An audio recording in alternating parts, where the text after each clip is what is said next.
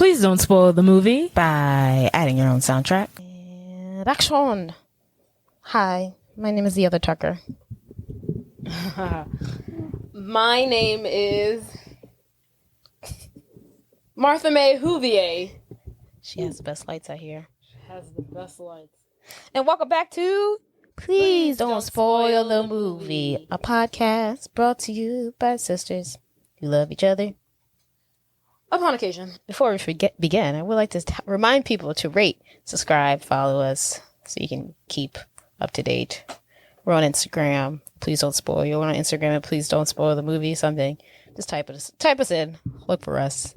Also, if you're not interested in our Yippee app, you can always skip ahead to the fun facts and to the movie if that interests you. Thought I should mention that one day. Oh. Yeah. Freaking loser. Yeah. LOL. How have you been recently, 29-year-old birthday girl? Stop telling people my age. Yeah, this past weekend I turned 29, one step closer to 30. And right now, fun fact, we're twins. Me and Jordan are the same age until next Wednesday. Isn't that crazy? Yep. Yeah. We're the same age for how many days? Saturday, Sunday, Monday, Tuesday, Wednesday, Thursday, Friday, Saturday, Sunday, Monday, Tuesday, Wednesday. For 12 days. 12 days. 12 days out of the year, we're the same age. That's crazy. No breaks. Mama had us a year apart. Not even. She was trying to go for 4. Right. Yeah, that's crazy. If you had a little brother. I can see us with a little brother, though. Yeah, I couldn't have a little sister, though. Yeah. No, no little sister. I can see us with a little brother. How was your birthday extravaganza? I How was your birthday?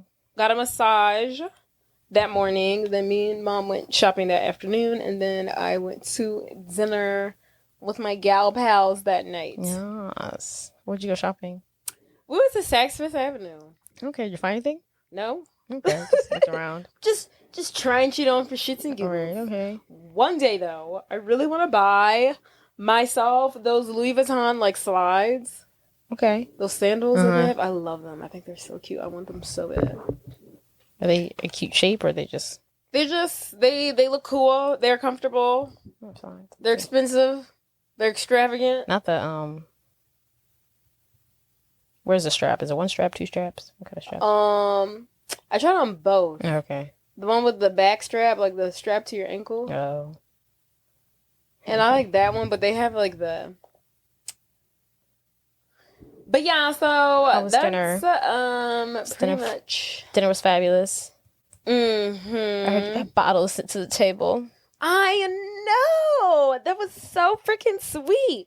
We're sitting there at the table, and then our fabulous waiter comes up to us with the fabulous hostess, and they came up with 2 bottles of champagne, and this is champagne on the house. Well, not on the house. This is champagne for you guys. Compliments of Mom, Dad, and Jordan. Not Josh. No. I wonder why she put me on that. She didn't tell me about it. I didn't. Right, because when I said thank you, you're like, what? Yeah, I don't know why she put me on. You were like, what are we talking about? Right. Because you weren't there. Yeah. Right, I wasn't there. there. You were too busy doing something Baby else. shower stuff. Oh, that's so sweet. I love that. It was so sweet. I was like, oh my God, this is so cool. I've never had this happen to me. Look at Mom know how to do stuff. I was like, I just played with the phone. She was like, yeah, they just took my card. And I was like, oh, okay, I see you, girl. Yeah, I thought that was so sweet. Yeah. I was like, oh my God, I'm going to cry. And then I was like, Mom was like, how many bottles did y'all get? And I was like, it was only 2. And they're like, oh, they charged me for 3. And I was like, oh, it was only 2. And then she called them back, and they were like, no, it's 3. They just couldn't tell because they kept on drinking it. Oh, okay. I was like, oh. Are you sure? They're like, I mean, the bottle, they're like, I never ran out of champagne. They never asked why. 3 bottles. Right. But yeah. Cute, That cute, was cute. it. Sorry, I couldn't make it. Yeah. Baby shower. It's fun, I guess. Get you the next one. I'll get you for the big 3-0. Yeah. Going out the country. Everybody get your affairs in order. Right. I really want to go somewhere crazy, but I guess I can't do that because you're getting married the next month, and so's Gigi. So I'm just going to Vegas. So No, you're getting married the next month. Yeah. What we gotta do with your birthday? I don't know. I feel like that would be very inconvenient for me to ask you to like spend X amounts of hundreds of dollars to go somewhere when you're getting married the next month. Like, your money's already going to be tied up in a wedding. I'm saving. I don't have. Oh, but don't tell me that because we will go to Tokyo, Japan. Okay, well. See? Not Tokyo, Japan. Don't play in my face. See? Okay. That's just a stressful. I mean, I will go, but Jesus, I don't know the idea of that. You would have to plan that out. I don't know if I would trust you to plan a Tokyo, Japan trip. Quickly. I got a year. We would need I would need an Asian man by my side the whole time. You would need a translator. The whole time. Come with me, sir. Come with me, sir. How much does it cost for your time, sir? I need you to be by me at all times. I suppose. Don't walk here. Don't do that. Eat this. Don't eat that. Where should I go? Clubs? This is rude. This isn't rude. You know what I've heard before? What? I don't know how accurate this is. Oh, you told me this. Well, when we were watching X-Men or whatever, and how tattoos in Japan are considered like criminal, right? Like gang members. Like you're gang related or gang affiliated. So you have a tattoo. Yeah, they think you're in a gang. I don't know why this is, but I think it was an Uber driver, so I can't really. But he was in the army, so he traveled a lot. You know, they'd be sending you all over for the army, and apparently, allegedly, we're on the street. The Japanese mafia. There's a name. I don't know the name of it. Apparently, they love to party with Americans. Ooh.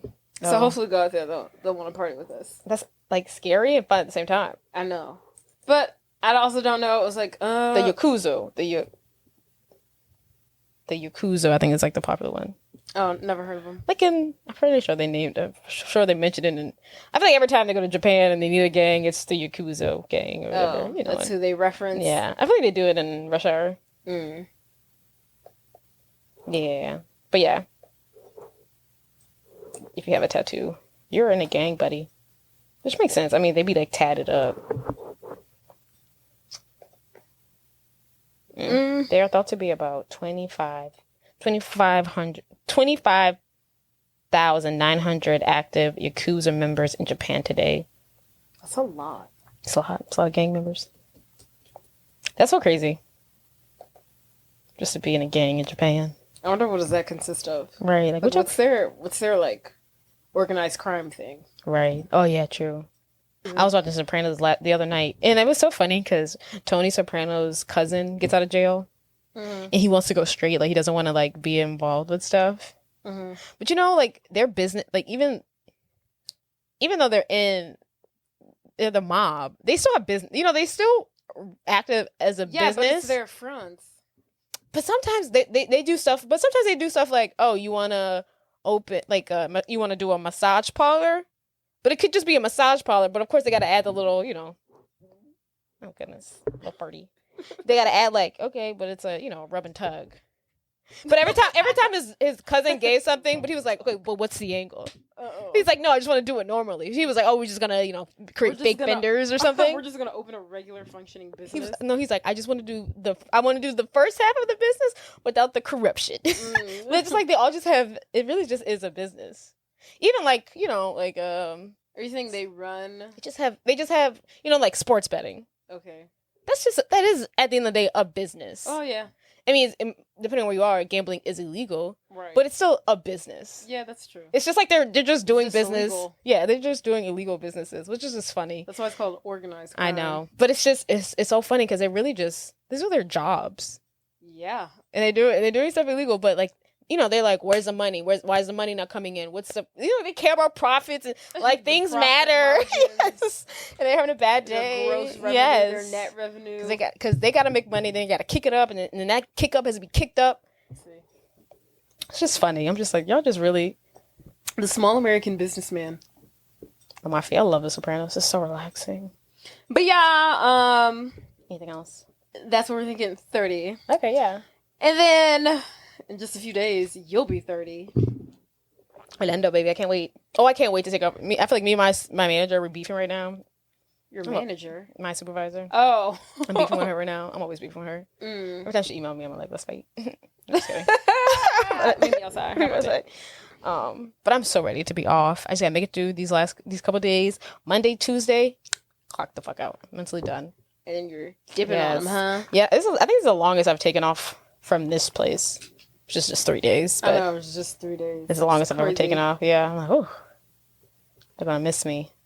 They probably will. We were in this meeting today, and they were just like naming all this stuff, and I was like, I do all of this. I need a raise. I do all of these things. I need a raise. That's need how a I felt fucking today. raise. Ask me to do shit. I'm like, you asking me to do too much, and I get paid too little. Right, exactly. So you'll be 30. Woo! Yes, and then I'm gonna bring my wand and a Gana Yo Leviosa. I already have a TikTok that we should do. Okay. You want to stop State from getting that stone or no? Oh yeah, hell yeah. You can do it on the line. But y'all gotta learn all your designated parts. Oh, I think I know them pretty much. I gotta watch it again. Okay, but I want to do the one where they do it with the music. You know, it's like we gotta dance? Yeah. That's how we get the likes and views, baby. What kind of dance are we gonna do? It's not gonna be choreographed. It's whatever you want to do. So I'm just saying, you're gonna stop from getting snake getting. Here's one I came up with. Sorry, you guys can't see this. It's magic. Okay.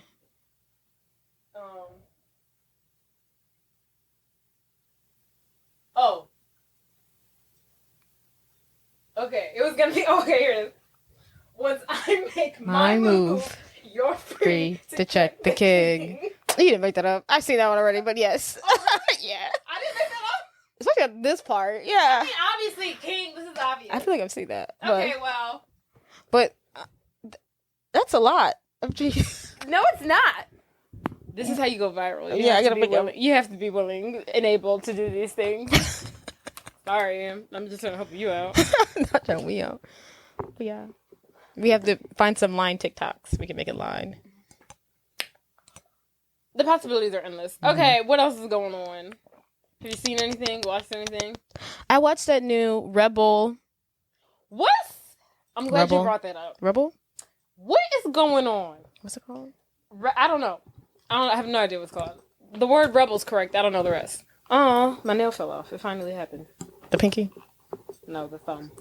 Rebel Ridge. It was really good. I'm so confused because have you, and tell me if you've experienced this. Mm-hmm. I feel like lately there's been this phenomenon. I'll wake up one day and somebody all the internet is talking about. They're famous overnight. Never heard of them the day before, the week before, years before. And then we wake up one day and they're all over the place. That's how I feel about Glenn Powell.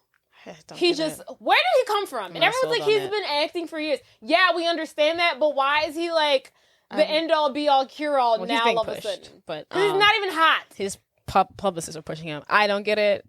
But go off. Second of all, this what's her name?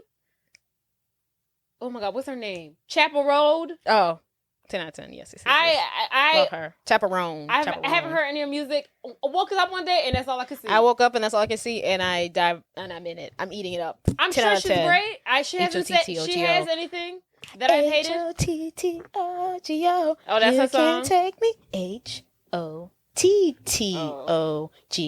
You know that song? You can take me high to go. I woke up one day and she was always person. Love her. Who is this 10 out of 10. Yeah. She did. She came out of nowhere. In the straight community, she came out of nowhere. Oh, okay. I feel like the gays might have probably knew her. They've been onto her for a while. Yeah, but in the street, she came out of nowhere. I'm like, who is this chick? Mm-hmm. I mean, she's been saying shit that I like. I'm like, all right, you're making sense. Now here. where she's in? You're making sense. She's in. Well, where did you come from? I think she had. I feel like I watched her glow up. She had one popular TikTok that went off, and I saw it. And after that, I was like, okay, I've seen her everywhere. I've been like overnight. Everyone's raving about her. I'm like, who the fuck is this? Love her. And then now this dude in freaking Rubber Ridge. I haven't seen him. Every time I open up Twitter, they be calling him and saying he looked like Mufasa from fucking Lion King. What? No, I haven't seen people talk about him. No, Scar. Everyone be saying he looked like fucking Scar from Lion King. Every time I open up the Twitter app, I see that. They be saying he looked like Scar. I'm like, who is this Negro? He's not on my timeline. You know, he wasn't. You never. I don't think you watched. M. Night Shyamalan Old. I don't think you watched that one. His movie is called Old. The movie Old. It was like when they get stuck on the beach and they get old. And he was in that movie. I remember you telling me about that. Yeah. What's this movie about? It was good. This guy is trying to get his cousin out of jail. He gets stopped by these police in this small town, And in order to get his money back, he reveals how corrupt the cops in the town are. It's really good. All right. For a Netflix original, 10 out of 10. Every now and then they be good. They've been having them good originals. I don't know why it takes so long. TV shows, I would say, Speaking of that, usually hit. Their movies, trash. God. What? I cannot fucking wait. The shit drops tomorrow. I cannot fucking wait for the Eric and whatever the other brother name is, Mendez, True Monsters, Horror Crime Story fucking series to drop. Really? About the brothers? The twins? Yes! I Really? cannot wait for that shit to drop. I've been counting down the days. I did not know you were into this story. No, I didn't know that I feel like, everyone talks about it. We've heard it before. Like, oh yeah, the two... I always thought they were twins. I was surprised to know that they weren't twins. But I feel like everyone's like, oh yeah, the two Hollywood brothers that killed their parents. But I never actually like watched a documentary on it. Now I don't have to because there's a show about it. And so I can't fucking wait. I'm so excited for this shit to drop. They're trying, and I don't know if it's true or not, but I listened to a couple podcasts about it. They're of the show or just them? Just the murderers and stuff. But I'm sure you have. Some are saying now that his dad abused them, and that's why they killed him. Right. I'm not, but I have the podcast I listened to never talked about that, so I don't know like how, like mentally or like physically, like sexually, but sexually. I think sexually, if I stand corrected, can't be sexually. It can be sexually. I mean, you're right. Unfortunately. Excuse me, I missed it. It actually can be, but Unfortunately, it can be sexually. But and I could be wrong, but abused them, and that's why they killed their parents. But I don't know how. I feel like I'm only like I haven't like listened to someone fully explain it to me. So I'm curious to see if they bring So that do you up. feel like that's a narrative they're trying to push now? Or that was probably always their defense. I don't know. I don't think it was in the past. Oh. I I'm think- saying like, okay, when they went to trial, that was probably like I don't think it their was. defense. Oh, it wasn't? I don't think it was. Oh. If I remember correctly, this is something new that's kind of being coming revealed or brought to light. Yeah. Well, now I need I to could go. be wrong, though. See, and this is what I plan on doing. I Yeah. plan on binge watching the fuck out of that show, and then I'm gonna go watch every documentary that is out there about them. So what is it going to be on Netflix? It's gonna be on Netflix. So it's dropping one and done. Cool. Yeah. Okay. I think it's probably gonna be a miniseries. I'm sure. Yeah, but you gotta wait or just And I would just like to say Ryan Murphy literally has his hand in everything. I'm like, what else does he has like American Crime Story, American Horror Story, American Monsters, American Love Story. Like I'm like, what? It's crazy this is the same man that brought Every us, like, time Glee. it's crazy. That's so crazy. Crazy. I would hate to be like in his brain. You know I what's also what to say. crazy? Like how Glee was happy, but they have a very dark history. Kind of similar to like all his shows are dark. Like you mean on the show or like just like the actors? I just feel like there was half of even the though cast is dead. right. I feel like even the show was like happy. Like I feel because he does dark shows. I just feel like it's interesting that even his happy show has got some darkness to it. I hope we don't lose anybody else. Is there anybody else left? And then I found out the other day that the gay guy on the show, what's his name? Kurt wrote a book. Well, they didn't want him to. They didn't want him to come out as gay, or his people on the show. Him as a human being. His family, his producer, his publicist. They didn't want him to say that he was gay. I mean, he plays Kurt. Right. They were like, you could be a gay character, but you can't be gay in real life. And I was like, what is going on in this show, man? What is going on? The black What's girl going on in Hollywood. The black girl? Amber Riley. Yeah, she was the only one that, knock on wood, that's been made it out unscathed. Unscathed, yeah. Or like no, like I'm sure she'll do fine. Oh, I'm sure she has some drama. Her and Rachel. I'm sure Rachel done said some. Leah Michelle. She can't, and Leah Michelle can't read. She can't fucking read. They can't read. She can't fucking read. It's crazy. It's crazy. Crazy, man. All this time. She had us bamboozled. Yeah. The bitch can't even read. Then, okay, that's all I have. Wait, no, I had something else I wanted to talk about. 2 more things. You got anything else? Yeah. I saw Priscilla the other night. Oh, what's that? Oh my, that goddamn Jacob Elordi. Yeah, he killed it. 10 out of 10. Howdy. Who cares how he fucking acted? The motherfucker is hot as shit. Mm-hmm. Oh my god. I was like, this is disgusting. I was like, why is he this attractive? It's so fucking annoying. great, cute film though. You know, She's the girl who's in the new Alien.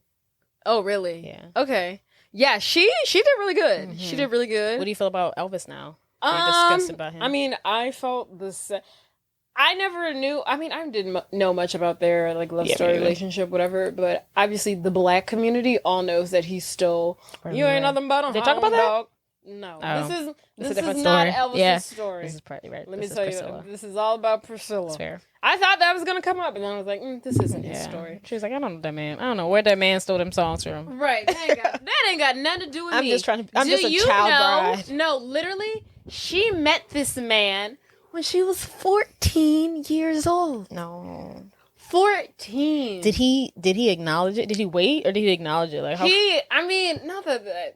right? No, it's so gross. But like, I want to know. Like, was he like? I don't give a fuck. She's 14. Everybody, this is my girlfriend. So she claims in the movie. Well, she wrote a book apparently too. So the book is based off of. I mean, the movie is based off the book that she wrote. Oh, okay. About her life or whatever. She lied. She was alive and well. So Good for her. she claims in the book that she met him. She was 14. They didn't have sex until they got married. What age? Which was like 10 years later.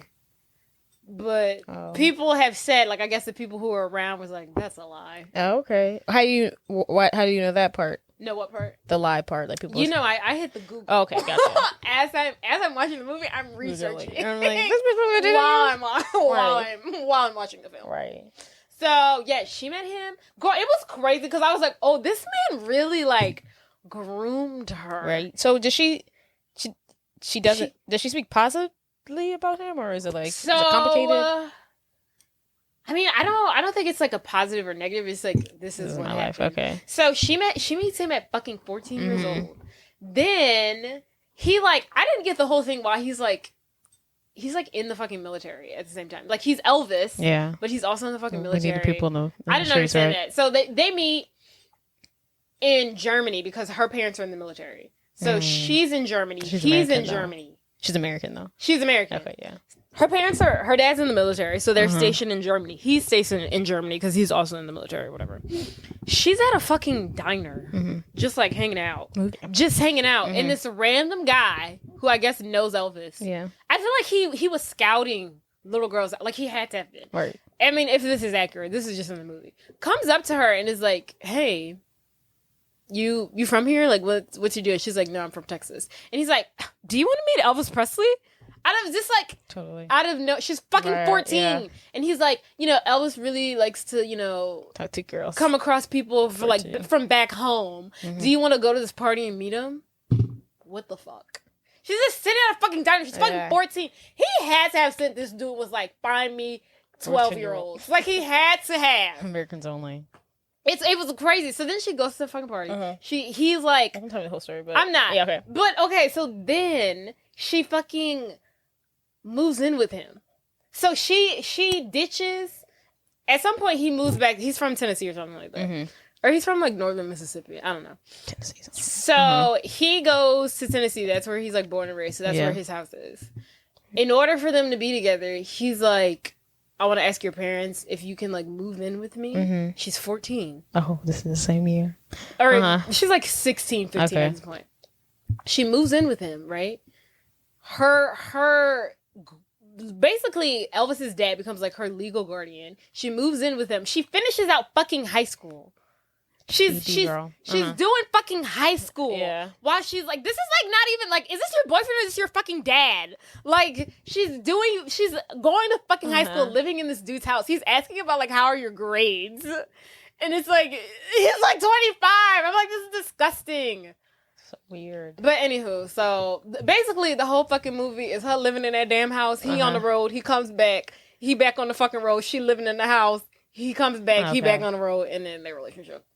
Did he stay with her till he died? I was really, really, really, really, really hoping that the movie would show him dying, but it doesn't. So no, they get divorced before he dies. Okay. Like 5 years before or something like that. Okay. She leaves him. Good for her. Right. At least that's what... Because I read after that he's the one who filed for the divorce, but they don't show in the movie. She just like tells him like I'm done here. Like we're done. Yeah. So I mean, she could have been the one. who told him that we're done, and he still filed for Yeah. divorce, you know, but whatever. What was the other thing you want to tell me? The Emmys were the other night. Oh, yeah. Whatchamacallit?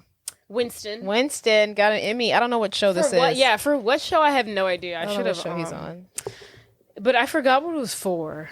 But yeah, he did.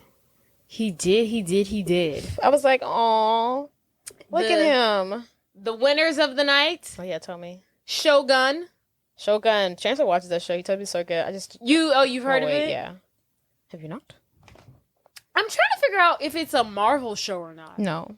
Okay, Pretty because sure it's it's on not. Disney Plus. I thought it was a FX original. That's what I thought. That's what it was confusing me because every night they would get up. Every 5 seconds they was getting an award, and every 5 seconds they're like, "I want to thank Hulu, FX, and Disney Plus." I'm like, "What fucking platform is this show?" Do they own all of them? Do they all just work right? together? I'm like, who? I'm like, are y'all all airing the show? How does this work? You're all airing the show, right? Because I'm pretty sure I only saw on FX, but I don't know. Are FX and Disney the same people? Who knows? He won. Nominated for supporting actor in a limited series or movie, but Fargo, Anthology. Yeah, anthology. But I've never heard of the show Fargo. Like the movie? No, it's a show, but I thought that show been ended. Isn't there a movie called Fargo? I think there is, but I thought that show been ended. But how is that a limited? That was okay. It doesn't last forever. I mean, 5 seasons is limited to me. A limited series is like 1 season. And a limited or analogical. Oh, maybe it's an anthological series. How is a movie? What you mean, movie? Let it go. Okay, because Let it go. but it's a Netflix show. So they swept the floor with everybody. Shogun. I think they were nominated. If I remember correctly, they were nominated for 25 awards. Mm-hmm. I want to say they won 17 or 18 out of 25. Let me watch that show. They were nominated for. Oh yeah, after that, I was like, oh, I'm definitely gonna have to add this to my queue. And then the guy when we were watching the X-Men movie, and the guy who played the dad, he's like the main character. That's the movie that he plays the dad. And he tried to kill his daughter. Yes. It's about time he got his own show because he's usually like a supporting. Yeah, actor. he's always like a supporting role. So yeah, I was really happy for him. And then he won like best like lead actor in a drama series, and I think he was the first like well, he's not Asian American or like Asian Japanese. Looks good for his man age to do so. It's a man. Every time we get these like first, I'm like, this is long overdue, but Right. whatever. Okay. And then there was one actor, I can't remember his name. He's a Latino actor. You remember that movie, The Mario Brothers? It's like really fucking weird. Yeah. He plays one of the Mario Brothers. What else? He's in other things, but that's like the main thing that comes to mind when I think of him.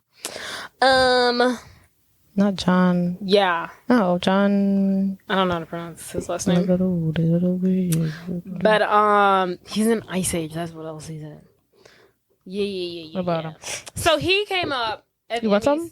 Oh no. He came up. He gave like a speech. I don't know if he was presenting an award or not, but you know, I feel like at every award show, it's always He's 64. He's 64. He looks good as shit. He looks amazing. Good for him. So John Leguizamo. I have to do better.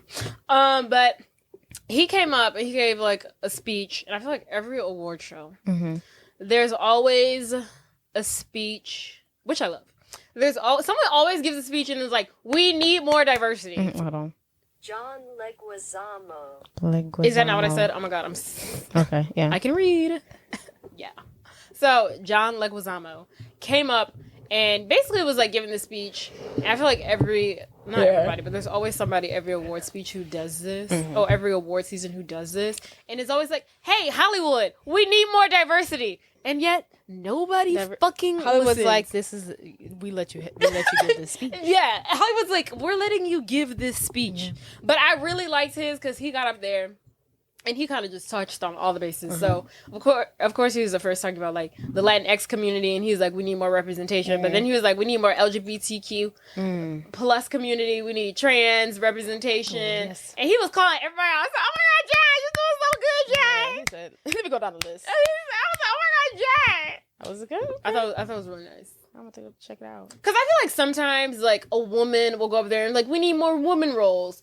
Or, like, a person of, like, a certain ethnicity will be like, we need more roles for this specific ethnicity. He was talking about everybody. He said, I'm tired of looking at y'all white people. What brown? What black? Right. Where's the women over 60? Where's the queer roles? Hello? Right. We do this every season and y'all don't listen. When y'all gonna stand up and listen? Sorry, You know who's killing it? The Asians. The Japanese, the Asians, the Koreans. And as they should be. Everything. Parasite. Everything everywhere all at once. Shogun. More. Squid Games. More. They're killing it. Honestly, on Netflix right now, there's a lot of good, like, Japanese shows, like movies or shows. Specifically, the zombies are killing it. Love it. Well, I heard, like, zombie culture is really big in, like, Asian. Right, I didn't. Korea, maybe. I didn't know that. And then, like, Train to Busan. We know that's a big popular one. Who? Train to Busan. I think it's a zombie one. Oh, I've never heard. But it's I don't know which one it is. Don't know what. But that's a really good one. And I think the, like, Asian films and Asian TV shows are doing a very good job of just keeping it in-house. South Korea, sorry, but yes. Keeping it in-house. What white Hollywood likes to do is, like, I'm going to give you this half biracial person, and I'm going to put them in my white show. Right. No, just give me an all-black show. Yes. Of quality. Or give me an all-Asian show. Right. Give me an all-Indian show. We don't Stop. I don't need your 2 diversity hires for this 30% white cast. Like, please stop it. He doesn't need a best white friend. He doesn't. Let his teacher be the white guy. Like, it doesn't need to be a main character. Yeah, exactly. If friends can go so long without showing black people, we can go so long without showing white people. We can do it. It's possible. That's okay. Just be in the background. So, Tracy Wilson. Okay. Anything else? That's all I got. All right, tell us about the movie that we're talking about today. Blonde. Blondie. Think law. Think law school. Think Harvard. Think relationship. Think proposal. Think never being good enough for your man. Think East Coast versus West Coast highfalutin rich people, uppity. Y'all both rich, but for whatever reason, my rich is better than your rich. Yeah. Think brunettes. Think I started doing this for one thing, but now I'm doing this for me. And that brings us to, drumroll please,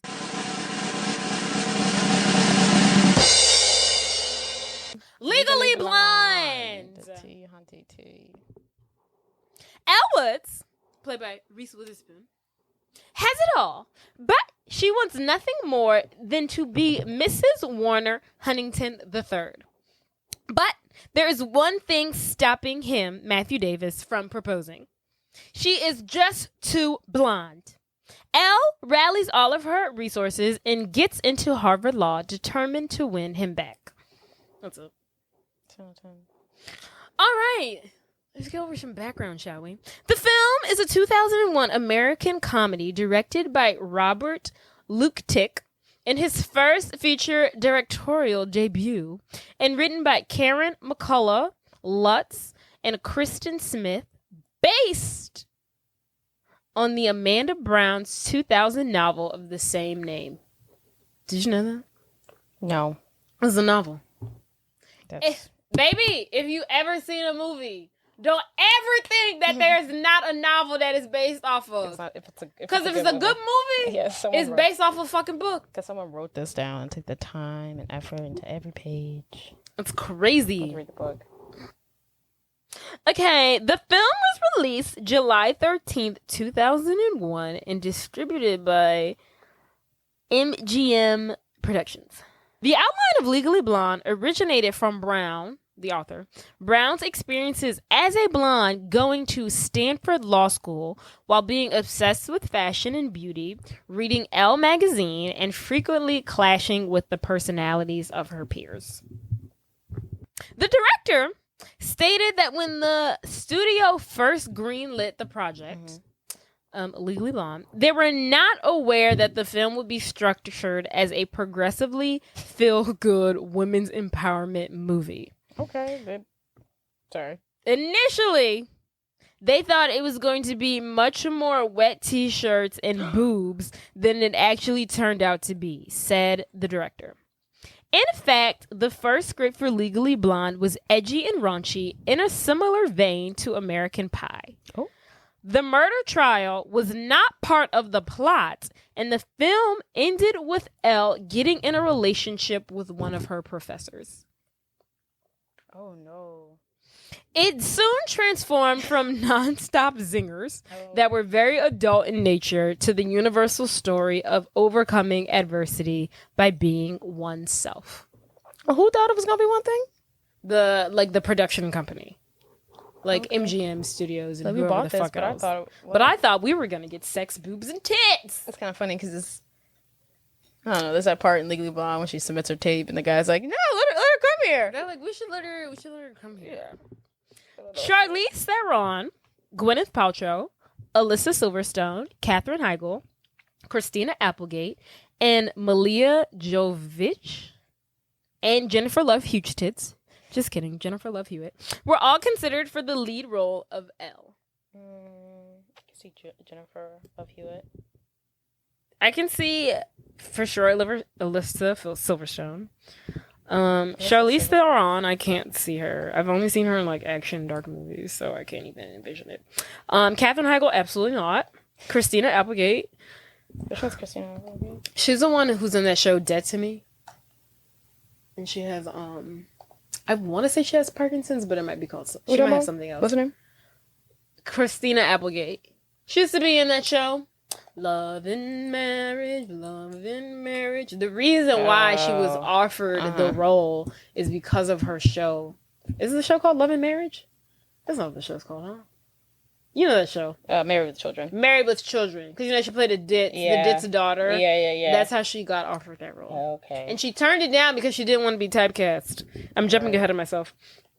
Because it's already in here. But Applegate turned down the role, and one producer suggested at one point to cast Britney Spears.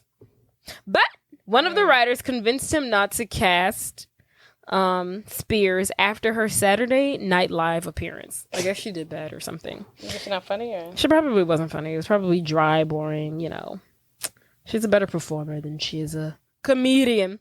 Jennifer Coolidge was cast as Elle's manicurist? Is that the word? Manicurist? The nail lady. Friend was cast as her nail lady friend, Pauletta, a role which Courtney Love and Kathy, never heard of her, Najami had also been considered for.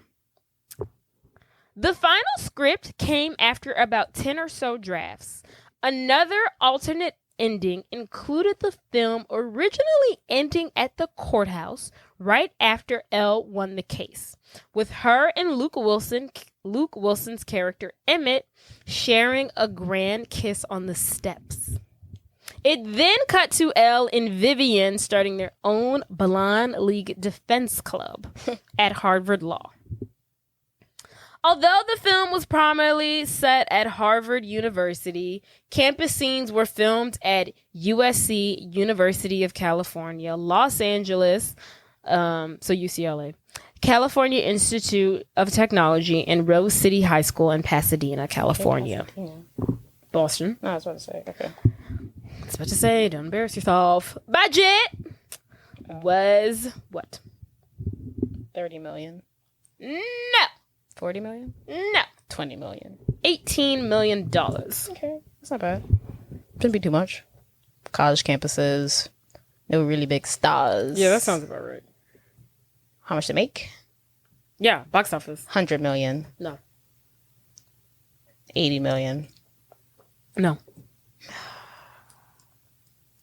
50 million? This is Legally Blonde. Okay, 150 million. $141.8 million. That's a lot. That's a lot for I feel like it should have been more, honestly. That's a lot for a non-action film. It's pretty fucking good. I mean, yeah. That's a That's a really good profit. Reese Witherspoon received a Golden Globe this. nomination for Best Actress in a Motion Picture, Musical, or Comedy, and also the nomination for the 2002 MTV Movie Awards for Best Female Performance. Yeah, she killed it. She did. She ate that shit up, yo. Cast.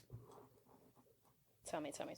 Reese Witherspoon as Elle Woods, Luke Wilson as Emmett Richmond, Boo. Selma Blair as Vivian Kensington, Yay. Matthew Davis as Warner Huntington III, a Harvard student for 5 generations. I'm sorry. I did not mean to boo Emmett. I meant to boo Warren. Warren. Sorry. Take that back. That's okay. Move my boo around. Thank you. Victor Garber as Professor Aaron Callahan, Jennifer Coolidge as Paulette, Yay.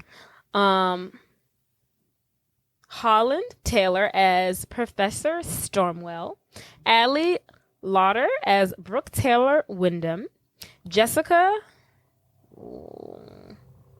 Caulfield as Margot Chapman, Alana Ubech as Serena McGear, Oz Perkins as David Kennedy. Okay, let's go to somebody important. Bruce Thomas as UPS guy. Yeah, Bruce.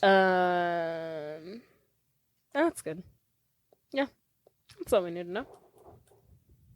All right, let's rock this bitch. Let's rock this bitch. Okay.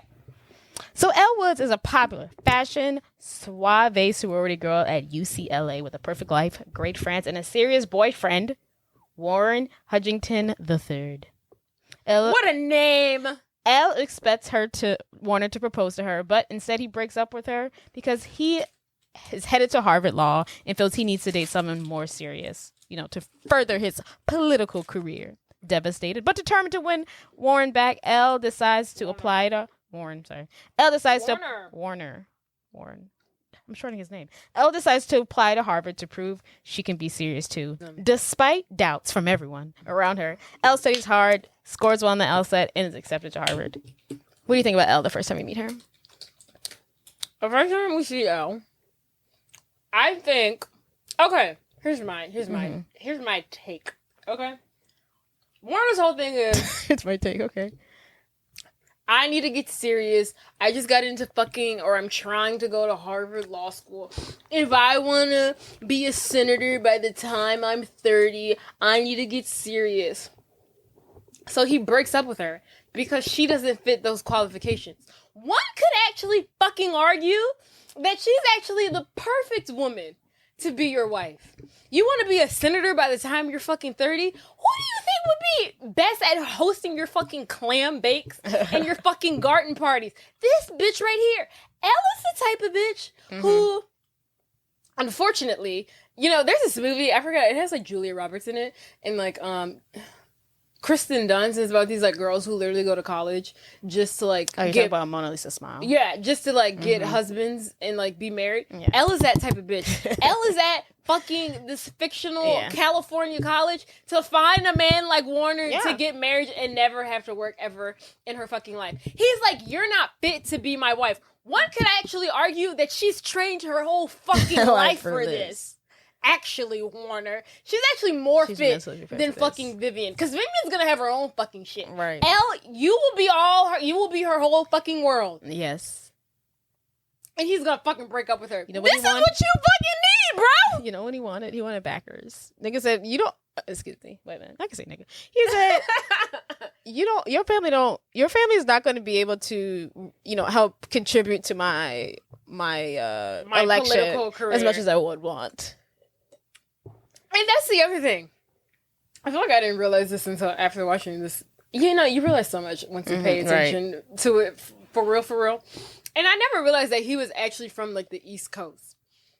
And it's which makes, and he's like, I feel like it's like, oh, I have old money and you have new money, so I need to date somebody else with old money. Bitch, y'all both rich as hell. Shut the fuck up. That's how they be.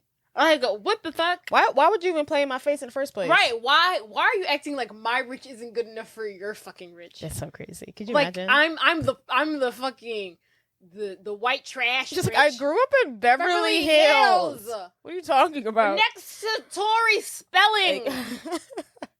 I'm not freaking living in a trailer in bumfuck Alabama. Could you imagine thinking you're going on a lovely date. He's gonna propose.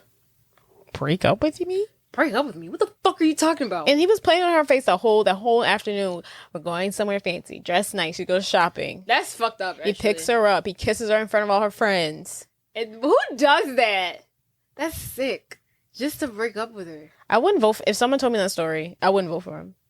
I'd be like, that's a man who doesn't deserve to be anything. He should not run. And first of all, let's be so fucking real. He's not gonna win. Who the fuck is a senator by the age of 30? I've never heard of such. Oh, he wants to be a youngster, right? If I'm gonna be a senator by the time I'm 30, well, guess 35. What, bitch? You're not. But to me, he's not even. He doesn't even. He has a face for politics, but no, thank you. No. Right. And I don't understand what is the appeal to be in politics. I don't know. I think they're doing God's work. But they're not. They know they're not. I think it's like a power thing. Because technically speaking, you should be making that much money. Technically speaking. You shouldn't be a freaking millionaire politician. You just got power. I mean, yeah. It's not like the job. I mean, there's only so much this job can pay. He's a Huntington. He comes from 5 generations of senators. I hate the outfit that she wears to dinner. I was like, why she looking like Velma Flintstone walking down them stairs? I don't even remember what she had. It looked like a Flintstone dress. Oh, really? And I was better than that blue sparkly dress she was going to wear. Oh, yeah, that was so loud. I was like, that what? Blue fucking sparkly dress. I hated it. It was disgusting. So he fucking breaks up with her. Which is crazy. That was fucking crazy. My favorite part, because it happened, I love about this movie, it takes off really quickly. There's no she's not dicking around. Yeah, there's no background. There's not too much background. We're just like in it. He broke up with her. And the next day, she's like, I know. Wait. Before that, when she's in salon, she's like they're trying to raise her, they're trying to make her feel better because her best friend's tickets at the nail salon. Oh, yeah. She's sitting there reading the magazine. She finds Warren's brother's wedding older photos. brother, yeah. And getting married. He's getting married to a Vanderbilt. And she tells the old lady sitting next to her, this is what Warren wants. This is who he wants me to be. And she's like, what? Practically deformed? She ate that bitch died. Because I was looking at that magazine too, and I was like, I mean, look, I've said it before, I'll say it again. Beauty is in the eye of the beholder, but that was not one cute bitch. I was like, not practically deformed. And that old lady called that whole practically deformed. I was like, not you. Not she catching straight bullets. She ate that bitch practically deformed. I had to stop it, rewind it, and play it again because I was like, no, this bitch didn't. No, she didn't. You want to be practically deformed. Did. Practically deformed? Woo! She ate her up. And the body is tea. The body is tea. And she had just had a baby. No. Mm-hmm. How old is Reese Witherspoon in this movie? I don't know. She married her husband really young. Unless you're going to eat in this mic. Sorry. They're not even that good. These pretzels, they're stale. I found them underneath my bed moments ago before we started filming, so. That's all you need to know about Jade. Get everybody. Sums her up. That sums me up in one fucking sentence. Wait, I'm dead. I'm getting hot. Anywho. Yeah, the body is tea. She just had a baby. She had like a 1-year-old or something. Damn, that kid was probably sucking. She was probably like, take all this fat. Mm-hmm. Suck it up. The body is tea. The body is tea. Great. She looks amazing. The little bathing, because she's... Yeah, when she's in the bathing suit and she's like floating by. Her friend looked good too. I said, damn. They all look good. Y'all both look good. She gets like a $6.95. No. A $179 on the LSATs. Is that what you're talking about? Is it $179 or is it? Yeah, it was $179. Whatever it is. Is it $179? It's $179. Don't make me repeat myself. So I looked at it. I was like, what's this? It's like the 90th or the 99th percentile. Like she scored in the 1% of like the highest score. Oh wow! Because I always thought she was like in the middle. This bitch is fucking smart. Well, no, I figured I was like, when the lady said, I mean, think about where we're trying to go here. Harvard, right? When she was talking to the admissions counselor, she was like, "I'm trying to go to Harvard Law School." Right. So when she shat out 175, I said, I know that's got to be like the top, the highest score you could probably get is a 180. I was like, that gotta be. Yeah, it's like I think it's like weighted, so it like changes, but like it's up there. She got a 179. I mean, I looked up there like, you can go to any school you want to. And the bitch did. And she did. Good for her. Because she was in school for fashion merchandising, which is a great career. I know. It's I a good know. work, yeah. Fun. Worked for her. She got a 4.0. She was like, in fashion merchandising, girl, you can't go nowhere. You can't go to any law school with a fashion merchandising degree. Do you think she's kind of crazy for doing this? Do I think she's kind of crazy? I think it's psychotic. This is what I'm talking about. You worried about Vivian Warner. This bitch was about to do anything for you. She turned her brain on for you. She turned her fucking brain in on. overdrive. She turned her pretty off and turned her brain on. Because we can't do both at the same time. Right. It's impossible. She went to overdrive. She went to over fucking drive for your fucking ass. Also, my favorite part is when she tells her parents, she's like, I think I want to go to law school. And her dad's like, sweetheart, you're too pretty. Like, you don't have to do that. He said law school's for boring people. Something. He was like, boring, ugly people. And I was like, respect. Because, bitch, why you want to go to law school? That's so boring. Like, I know. I love her dad. He's sipping his martini. He said, bitch, be rich. Right. Just He was like, enjoy the pool. He said, honey, you're beautiful. Law school's for boring people. Right. And you don't need law school. you don't need it. And I know it was supposed to be like her parents would support her, but I was also like, respect, like, he was like, just be rich. And I'm like, yeah, just be rich. No, literally. Mom's like, you're fucking gorgeous. life. Be rich. She You're was not like, boring. you're the Scottsdale, freaking Arizona Hawaiian princess of 2000. Which is weird. Don't you want to capitalize off of that? Yeah. You peak, bitch. You can do anything. Right. You can do anything you want. I respect that. I loved her. Her dad was like, you sure you want to be a lawyer? Because what's the point? So she makes this fucking decision to study her ass off so she can win this man back because she thinks he wants someone who's literally just in law school. What was it? A Vanderbilt. A Vanderbilt. I mean, no matter what you do, though, like, okay, if he wants a Vanderbilt, he wants a Roosevelt, a Rothschild, or whatever, a JP Morgan. You don't touch the Morgan ladder. And, like, if this is what he wants, bitch, no matter what you do, whether if you can shit fucking gold, you can get a 180 on the LSATs, it don't fucking matter. You can't change who you are. You can't change who you are. Also, I feel like he really was wasting her time because honestly, I feel like you want a Vanderbilt or a JP Morgan, y'all should have started that when you were 12. I mean, your family should have been talking to his family, and y'all should have been. We should have been arranging marriages since birth. They'll come to UCLA. Right. Why? Exactly. If you wanted a fucking East Coast bitch from fucking Connecticut, from fucking Vermont, why the fuck you brought your ass to fucking Southern California? He was trying to have his like, bitch, keep your ass at fucking upstate New York, right? And get the fuck out of here. Stop playing with bitches' emotions. I kind of thought he was cute. He is a good looking. His personality's so bad. I wish he had a better personality. I mean, yeah, his because personality is awful. Emmett in this movie, to me, hottie. He is hot, but I don't know if he is. I can't tell if he's fully hot or is his personality together.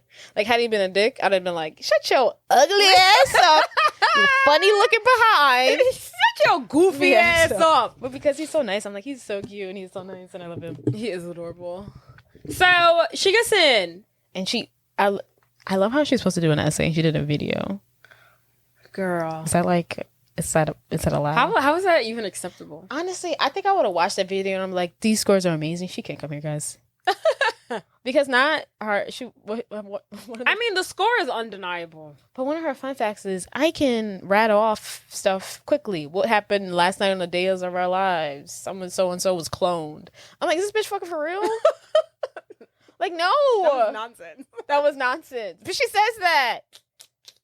And she's in that bathing suit. I'm like, that was pure nonsense. You just had to write an essay and submit these scores, and you'd have been in. But had I saw that, I'd have been like, can we allow this, guys? Right? Is this bitch so fucking for real? Is this what we're accepting? But she makes it. I mean, she gets in first day at Harvard Law School.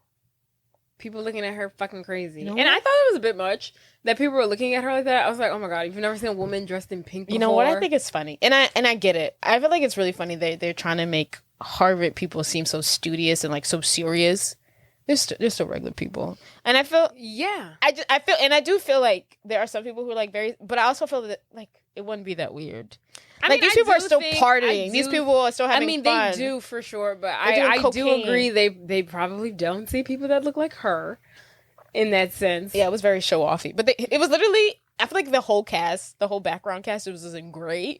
Right. She was like, it was in pink. She's in pink. And she's out. And I love her. I love her energy. I love her confidence. I don't care if you guys are looking welcome to the show. Here's me and my pup.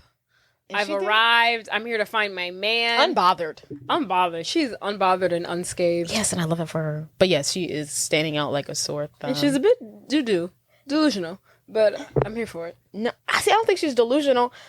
What's the word I want? It's not delusional. It's delusion. It's like a bubble. I don't know. It's just to me, I don't think she cares that like she's the girl in pink and she's spunky and no one else is that way.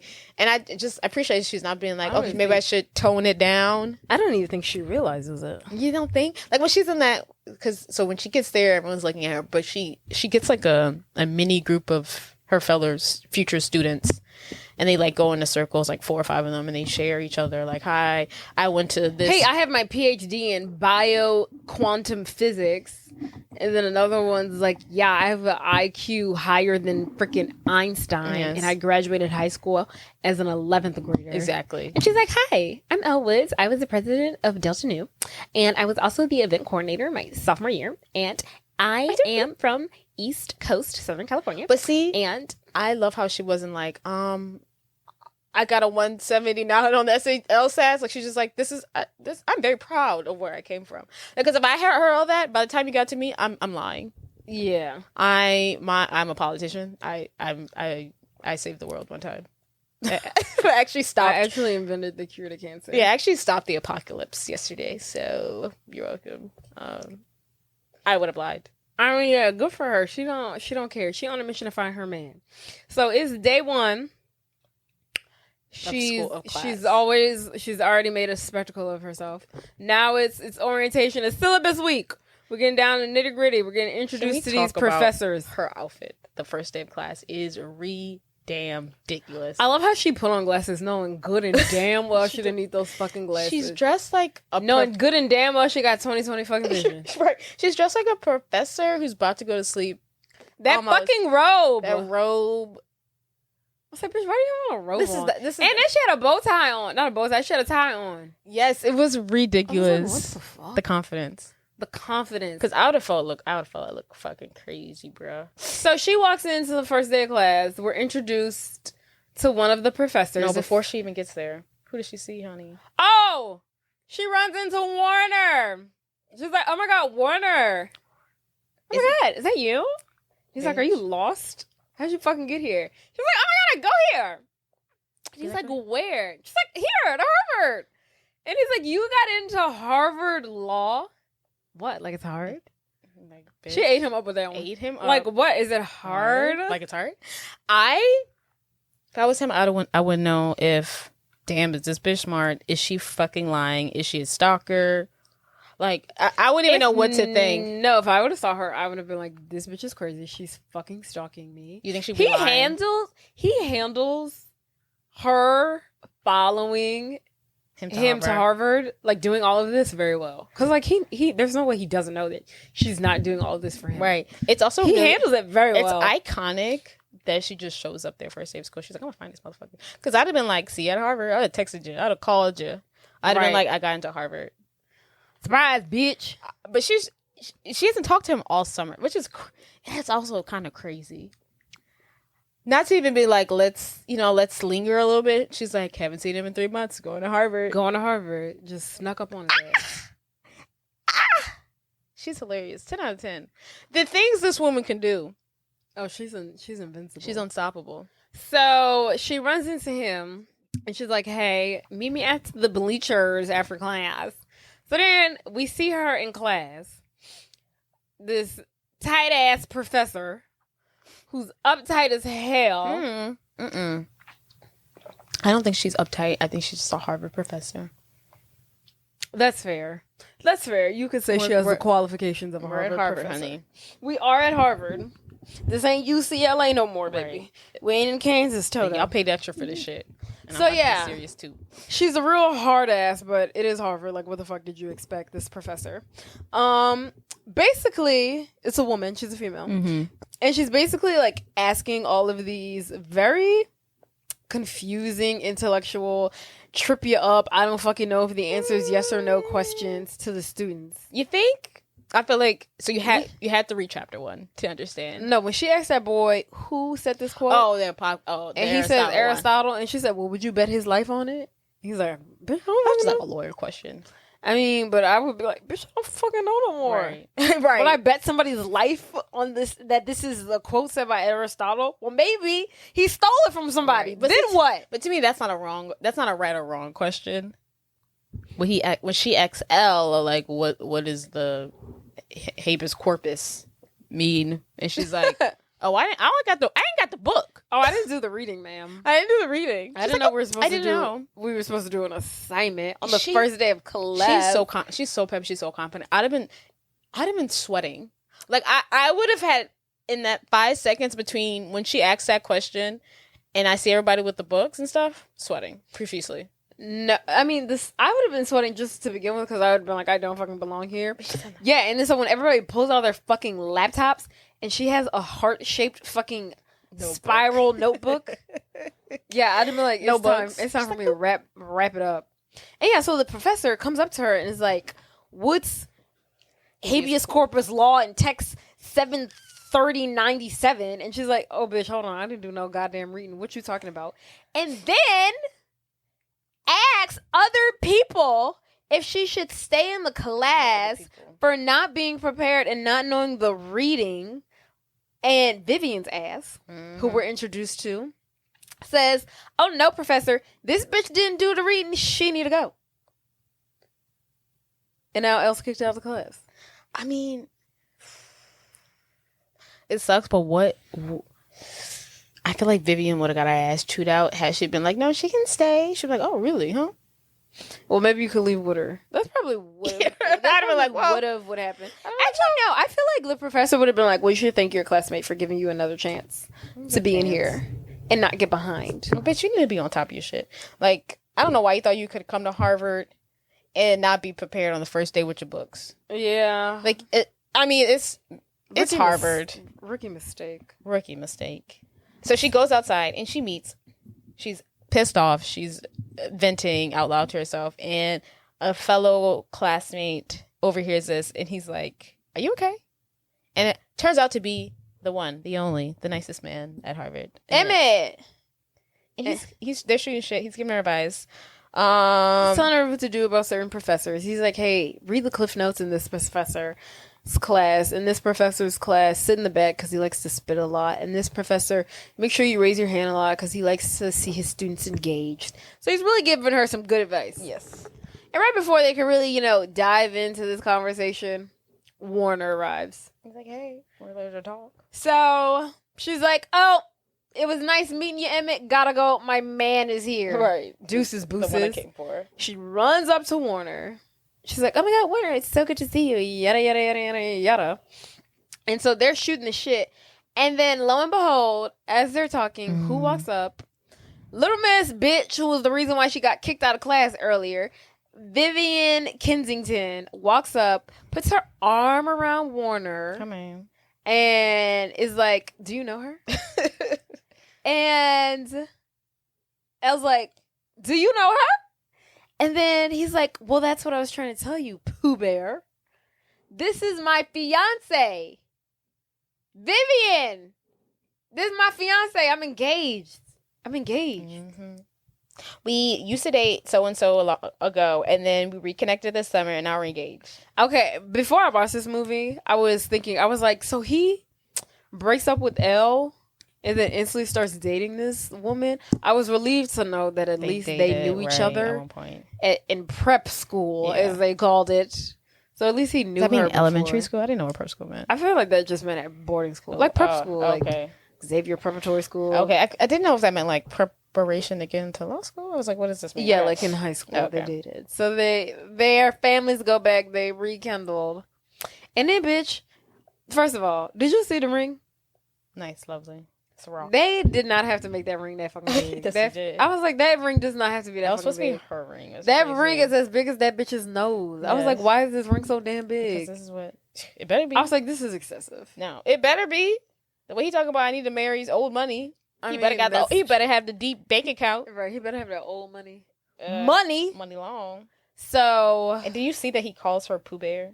That was fucked up. I was like, not he got That the was- same nickname. I was like, you don't have. How do you have the same nickname for every bitch you date? It's like a Pooh Bear. How you gonna call Elle Pooh Bear and then call your fiance Pooh Bear and then call your fiance Pooh Bear in front of your former Pooh Bear? I'd be like, nigga, Nigga, you ain't clever enough to come up with a different nickname. One could be Pooh Bear and the other one could be fucking Tinkerbell. Why you not thinking?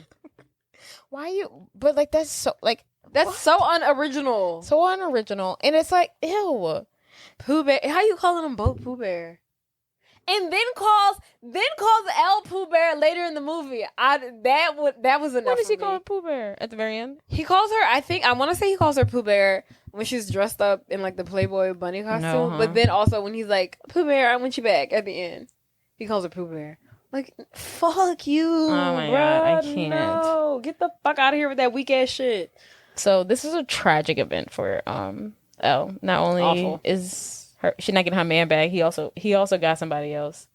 And you know, And this is all she did all of this for him. all of it. She went to law school. I mean, he wrong for that. Like, why wouldn't he tell her that? Like, hey, by the way, I'm engaged. I know. I mean, He's sick. He's the worst. I'm kind of surprised they didn't. Well, maybe not. I was like, I'm surprised they didn't get back to her. But they're not from the same city. I guess. Yeah, they're from There's no different cities, Facebook back right? then. Oh, there might be Facebook. I don't This is 2001. know. Facebook couple. Anywho, so she's devastated. She's crying. She's dying. She needs, a place to vent. She finds a nail salon. She walks in there and she meets Paulette. The one and only Paulette, played by the one and only Jennifer Coolidge. Yes, honey.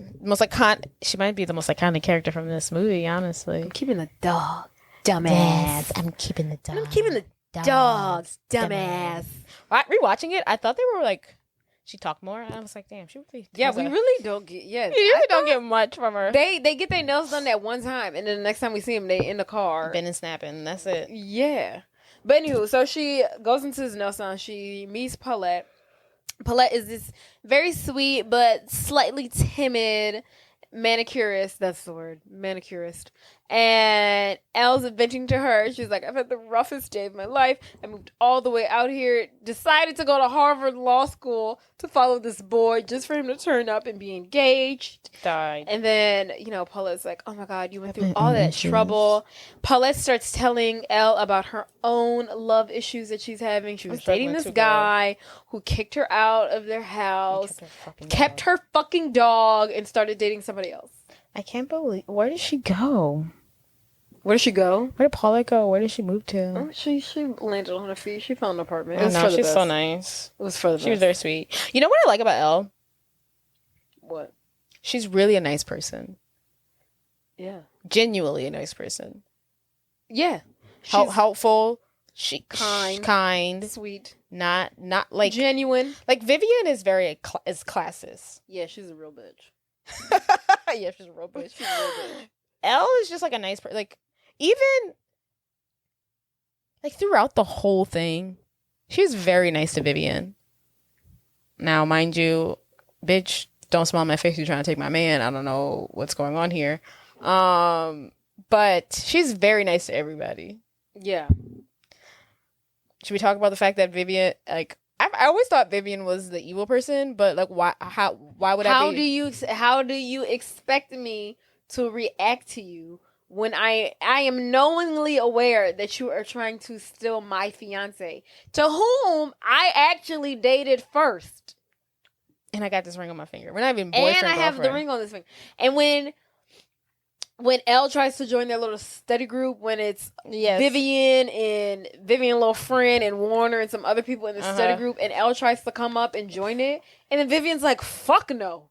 But And then Warren's like, no, we probably have more room. And she's like, are you out of your damn mind? I'm not about to let your fucking ex, the bitch who's actively trying to pursue you, she's join our study group so she can steal you right in front of my face. right. Are you, do I look dumbass fucking blind? No, you dumbass motherfucker. I'm not about to let you fucking do this. Right. Are you crazy, bitch? Like, are you fucking crazy? Are you crazy? Bitch, are you trying to get smacked? Yeah, is this nicest a facade or are you special? Like, are you so fucking for real right now? Because why you really You think fucked up I'm in my gonna head. allow you to what's going on? Like, what's going on? Like, why do you think I'm gonna let you be in my vicinity? Yeah, because Vivian, honestly, and be nice to you while you try to take my man. why would I be nice to you? Why would I? She's not the mean girl. I mean, she's acting. She's responding to the fact that you're trying to take my boyfriend. you're trying to take her man. You thought we was gonna be cool. Here, have him. You thought we was gonna play patty cake while you trying to steal my I man. was gonna let you have this rock. You thought Take it we was off my gonna finger and give it to I your was gonna finger? go to a Paulette with you and get our nails done together while you tried to steal my man. Why would I be nice to you? You're actively trying to steal my man. Be so for real. But you know what? All this is weighing heavily on Elle.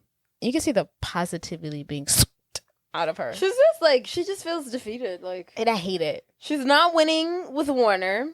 Vivian's bullying her. Classes aren't going great. The None of her professors take her seriously. None of her classmates take her seriously. no one's eating her. Because I feel like she does get away a lot with like the whole song. Like, hi, I'm Elle. Yeah, it's not really just pretty working. and perfect. It's not really. It's not really working here. This is Harvard Law. Yeah, it's not really working here, and I don't know what's going on.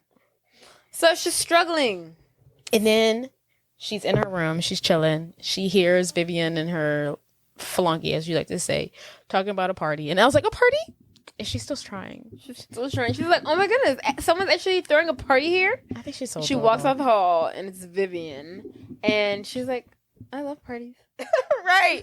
Please. And then Vivian's like, well, I guess you could come, but it's a costume party, so I don't think you would be into that sort of thing. And then I was like, I love costume parties. And then she's like, oh, okay. So You know, she gives her the address. I know she was so excited for it. And it kind of breaks my heart.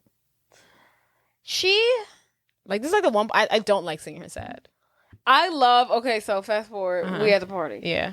She the only bitch in a costume. Everybody's dressed casual. She in that bunny costume. She's in this Playboy bunny costume. I love the fact that we didn't dwell on it. She wasn't embarrassed. She didn't fucking cry. She's like, she walked in there and she was like, I'm the only one dressed in this bunny costume, and I don't care because I right. look better than all y'all. And that's His how we body is proceeded tea. with the night. And I love how she goes up to Vivian. She's like, I love your costume, but when I try to dress up as fervent bitch, what did she say? She's like, oh, I love your costume, but when I dress up as a Fervent bitch. raggedy ass bitch. Oh. I don't know. What the fuck did she say? I don't know. She ate her up. She ate her up. Just insert it.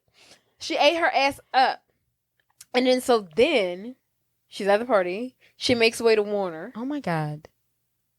He's Warren awful. sees her. But the way, is he touching her waist? No, he's like literally like touching on her. He's like, hey, he doesn't just have, he's engaged. He's like, hey, baby. He's talking to her Like as if they still go together. like I'm not dating either of these women and they're both onto me. But as they still go together, he's like, you look good. He's touching her waist. Yeah. He's sitting down. She's like in between his legs. I'm like, what is this? Your fiance's literally in the next room. I'm confusion. Like, why are you acting like this? I'm so confused. That's how you know men are just because his fiance's in the next door. And you need to be concerned that she's not trying to kill you right now, and she won't follow you everywhere you go. So she's basically like, hey, Warner, and he's like, I hate that I haven't been able to see you or spend any time with you. And she's like, oh my God, I know. And then basically he's like, well, you're too stupid to be here anyway. Because she brings up like the fact like, oh, I hope I can get a chance to do the internship Oh, or like something. right. He's like, So thought, they bitch. have this other professor, Professor Callahan. Yeah. We're introduced to him. His whole claim to fame is that he selects 4 people who are the top 4 of the class to be a part of his law firm as interns. Only picks the top 4 of the class. First of all, sir, I mean, thanks and all. What makes you think I want to do that? What makes you think I want to be on your internship? Well, that's the whole point of, you do. It's not like if you go to law school, you would do. You do. There's no. Well, what if I get a better one? A better internship somewhere else? Oh, there's your chance, but this is something you want. I just didn't. I was like, these kids are Harvard law students. They could get an internship anywhere else. Okay, your shit ain't all that fucking cream of the crop. He could be up there. No, this is. But he could also not. They could find somebody better. I mean, there's other options, obviously, but this is what you want. Whatever. I thought that was narcissistic of him to think he was so great. I think it's crazy. But anywho, so he offers 4 slots to 4 students who are at the top of the class for this internship. Yes. Fast forward, we're back at the party, and she mentions that, yeah, we haven't been able to hang out, Warner. We haven't been able to see each other, and it's going to be so hectic. Once, we're in the swing of things, and I'm doing Callahan's internship, and he's like, hold on. Callahan's internship? You don't really think you about to get that, huh? And she's like, what do you mean? And he's like, come on, like, I mean, you got in. That was one thing, but you're a dumb broad. Like, don't get your hopes up. That's all I'm saying. She's pissed. But this bitch, if this bitch know how to do something in spite or for somebody, this bitch. So from now on, This is her fuel. Right. She's fucking determined. She said, "Oh, I ain't gonna get it. Right. I'm gonna fix your ass." She goes to buy a fucking laptop. She's studying. She's wearing better, more classier outfits to work to class. That are not as crazy. I'm gonna need you to stop chewing in this microphone because This is the last one. back up. This is not ASMR, bitch. She's doing it all, and she's doing better in class. The female professor, She's answering the questions in class. the female professor is like, good job. The male professor, Callahan, is noticing her. She's coming up with all these scenarios that would work in the courtroom. Yes. She's killing it. She's killing it. She's making Warren look like a dumbass. She's making Vivian look like a bitch. Yes. And she's eating the shit up. She's doing great. She's got in the groove of things so much that at the end of one of her classes with Mr. Callahan, he's like, "Hey, we're doing good. Have you applied to my internship?" She's like, "No, I didn't think about it because my ex-boyfriend told me I was a fucking idiot, and it really brought my enthusiasm and my confidence down. But this is, helping me. Here's my resume." She hands him a pink. Pink. And it's scented. It's scented. He looks at it. He sniffs it. And he buys into and he's into it. The next day or something, it's announced the 4 students. Well, it's announced that he has a murder charge coming up. So he needs, because this is the first year that he's accepting first year students into his internship. See, I didn't get that. That didn't make any sense to me because they were in class, and he said the top 4 people in the class get it, and then next thing they're like, he's picked freshmen. I thought it was just the top 4, freshman, junior, right. senior. Who, it don't fucking matter. Yeah. But so this year's the first year, so he's got extra room because I guess usually he picks 4 people, but now he's got like 7 or 8 people on his team. One of them being Vivian, Warren, and who else? Jade, Elle Woods, and another character who we met earlier, and the lesbian character who we love her. We stand the lesbian character. Oh, I cannot stand her. I mean, she's a bitch. She's a bitch. She looks down on Elle. You know what I love that she said? I was like, and this was a real thing. This happened to the lady who wrote the book. At the party. Before Elle comes up. Yeah. And she talks to Warner. What's her name? It's Eden. I knew it. In the movie or in the movie? In the movie, her name is Eden. When Eden is talking to Warren before Elle comes up to talk to him, she's like talking about like how the world is so sexist and anti-women, and she was like, just think about how they use the term semester semen. It's like, I have a petition that we stop calling semesters and start calling them ovesters for ovaries. Nice. Fall ovesters. I'm like, Fall ovesters. And the lady who wrote the book says she actually went to a fucking like women's like meet the women's of like Stanford Law like meeting, and they was talking about this shit. Yeah, I was like, that's fucking hilarious. Yeah, who the fuck is the word semen in semester? She was wild for that one. I was like, if I was at a party, I'd be like, "Oh, come on, get out of my face." Like, bitch, be so fucking for real. Get out of my face. But I didn't like when. So right after Elle gets denied from Vivian. I'm gonna kill you. I'm almost done. Move the bag away from. After Elle gets denied from Vivian and Warren's study group, she walks by. What's her name? Eden and her all her lesbian friends, and she's like, what did she say? Maybe you should like go shopping or something. It was something very rude. I was like, not you gonna punch the don't kick the horse when it's down. Right. She is mean. Yeah, and then she was like, and Elle was like, if you would have came to my party, I would have at least been nice to you, which I 100% agree. And then she was like, what would you have done? Called me a G-word. a derogatory lesbian word behind my back, and then not voted me in. And then Elle was like, I wouldn't have done that. She's like, Vivian probably. She's like, I've never used that word before. You probably heard it from Vivian. You probably heard that from Vivian. Which I can see Vivian doing. Elle is a very nice person. And, you know, not all California people are woke, but you know, you gotta, you know, she's probably a little more woke. She's not Southern, you know what I'm saying? Right. It's a different She's kind no of Southern gal. yeah, it's a different kind of Now, racism. this bitch was from Louisiana. This would be a different story. But yes, so Elle has been chosen to work on this high-profile murder case.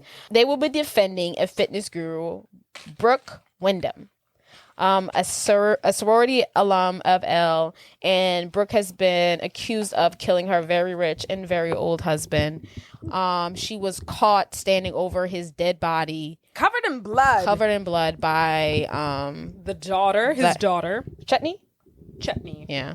So it's not looking good for her. So yes, their dilemma of this trial is to prove that Brooke Wyndham did not, in fact, murder her rich husband. Everyone believes her. No. Only one person believes that she did do it. It's Elle. Everyone else thinks she does. Yeah. Because, I mean, Or obviously, did. she's married. She's young. She's She's married. only she's young, 26.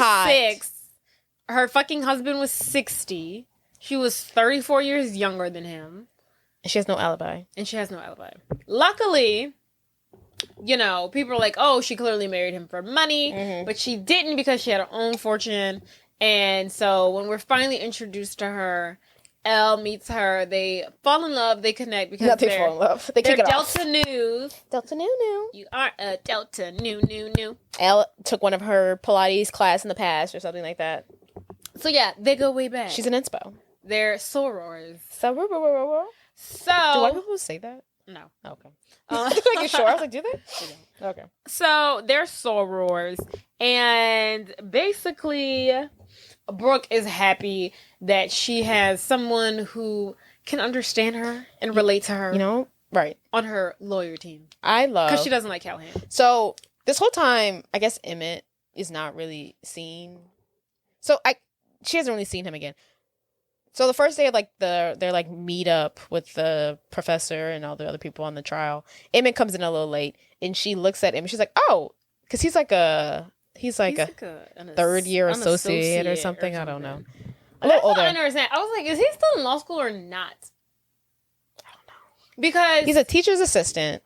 This is what I don't understand. Yeah. Because I'm like, is he still in law school? Because at the end, he's able to supervise her. Because according to Massachusetts law, you needed a licensed attorney to supervise you. So I'm like, is this nigga in law school or not? That's a good He's point. just hanging around at the school? I know. So maybe he's partner associate. I mean, he could work for Callahan, and maybe Callahan, I don't know. Maybe he did both, and it was like a weird transition. He's like, do you want 2 jobs? I don't know. That's interesting. That's a good point. Yeah. But anywho, I love when Emmett enters the room. I think Elle loved him from the moment she saw him on the bench. She's like, oh, it was really nice to meet you.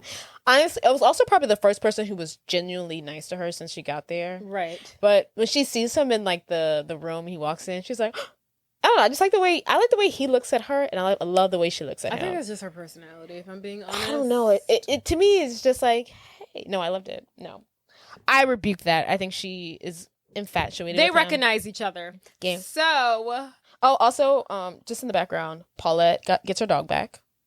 I don't know where to put that in there. She gets her dog back.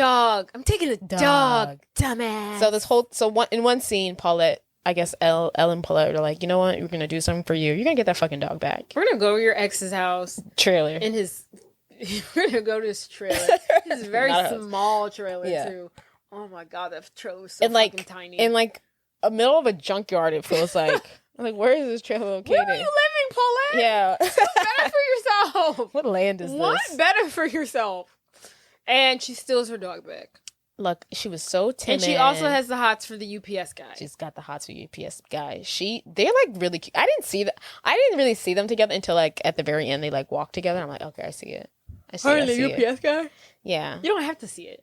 No, I just like thought that maybe he would be too much for her, and I really thought about it. I was like, he's the type of man who really wants his girl to dress up. That girl said, then I really thought about it. You really thought about that? I really understood. I saw them together, and I was like, actually, y'all look perfect, like the perfect like American like household family back in the day, because you know you can't do that anymore. But like they both have decent jobs. They probably have a decent What house. can't you do anymore?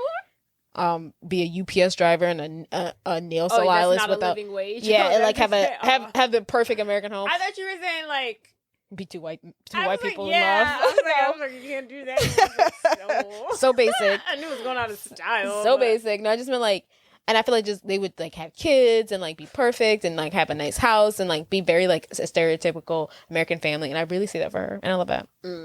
But yeah, but she's troubling with that so much that Elle has to teach her a trick. The bend and snap. The bend and snap. She's got to teach her how to win over this UPS guy. I want It has to. a 93% success rate. The bend and snap Does works it? every time. To get their attention, it has a 33% to get back on a date or something. And it has like an 83% success rate for a date. For him to No. ask you on a date. Yes, it has a 93% success rate for him to get the guy's attention. Yeah. And an 83% success rate for him to ask you on a date. I thought it was like 33%. No. Maybe it was not that 33 low. per It was second chance? 80. No, it was 83%. I'm going to relook at those stats. Go ahead. The statistics, see Go there. ahead. But I didn't get a chance to. I really wanted to look up where the business snap was created. Who was created by right? the business snap? Like whose idea was that? Her mama came up with it. It's not She no, learned like from her mama. for the movie was. Oh, I read that Thank you. it wasn't originally in there in the two female writers when they were like, rewriting the script and everything. They were out like drinking, and that's how they came up with it. Okay. The bend and snap. It's cute. Yeah. I think it's perfect. Yeah. The bending part is fabulous. The snap part is kind of realistic. Do you see her dress, Fred Flintstone, Velma Flintstone? Yeah, it is. Okay, so back to the murder trial. They all meet Brooke for the first time. They are very vivid about they're very open about the fact that they do not believe her. Yeah. Like, what's his name? Callahan's very vivid about it, but like the energy is also like, the energy's not great. the energy is not great. To me, He doesn't seem to like her. She doesn't seem to like him, right? And I'm my lawyer. I'm gonna need you to fake it. Right. I'm gonna need something to happen here. Yeah. Like, what's going on? And I don't like it. What else? Oh, and she's like, I do like when Callahan's like, obviously people think you're gonna kill him because you're young and he's old, and she's like, well, maybe they need to see his penis. And I'm like, okay, girl. But I think she really did like him. Oh no, she definitely She loved did. him. She liked him. I don't think it was about the money. It definitely wasn't. I don't think it was about the money. That's not. I mean, it's obvious. Yeah. So, they kiki, they talk. So it's not really, nothing too crazy. I would like to point out, like, throughout, like, every time we see them, like, trying to, come up with ideas to, like, with the case, Vivian is being asked to, like, get coffee. Go grill me the orange sauce. He's like, yeah, go give me some coffee. Go give me some more soy sauce. And it's just, to go with my Chinese. and it's, Callahan's asking her all this. it's funny that, Fetch me a water. I think it's funny that it's not, because the lesbian girl is also part of this. He doesn't ask her to do anything from what we see. Eden. And he doesn't ask Elle. I think it's crazy that he asks Vivian to do all this stuff. I'm like, what do you not like about Vivian? Or She's not bringing anything to the fucking table. At least Elle is bringing a connection to, what's her fucking name? Brooke. She's got the in there. Well, now, maybe we know why he. Well, yeah. Mm-hmm. Eden's a lesbian, so he's not gonna fuck with her. Right. But also, if I was Warren, or if I was a guy in that situation, or even a girl, I'd be like, I got this one. Like, and he's always asking you to do even if I was a girl, I'd be like, oh, I'll get the coffee this time. Like, you shouldn't have to do this every time. Or if I was a Warren and that was my girl, I'd be like, Yeah, I'll go get his orange sauce. Warren's here. not saying anything every time Callahan tells Vivian But to go fetch him. I do get it's an awkward situation because it's like you wanna prove yourself. Right. You don't want to tell him no, but you don't want to. The white man probably could have got away with it, but I do kind of get the idea that it's like, well, I don't want to be treated like the way you're being treated. Like, I don't want to turn into the that the would you fetch saying, me. like, that would be Warren's Yeah. rationale. That wouldn't be like fetch me. But you're also a white man, so you'll be fine no matter what. Right. You could shit in the corner, and you'll have an office tomorrow. Pretty much. Yeah. So poor Vivian, because I honestly, if I was Vivian and I'm over looking at Elle, this bitch woke up yesterday and wanted to be a lawyer. I've been wanting to be a lawyer. I'd be like so pissed off. I've been training my whole life for this. Meanwhile, she's been training her whole life to be a housewife. And so I would be so. And now she's the lead intern on this case. Yes. Get the fuck out of here. Pissed off. So Elle's got the in with Brooke. So she goes. She needs his alibi. They basically like, look, Elle, y'all want to win this case? You want to win this case? You want to win this case for your friend?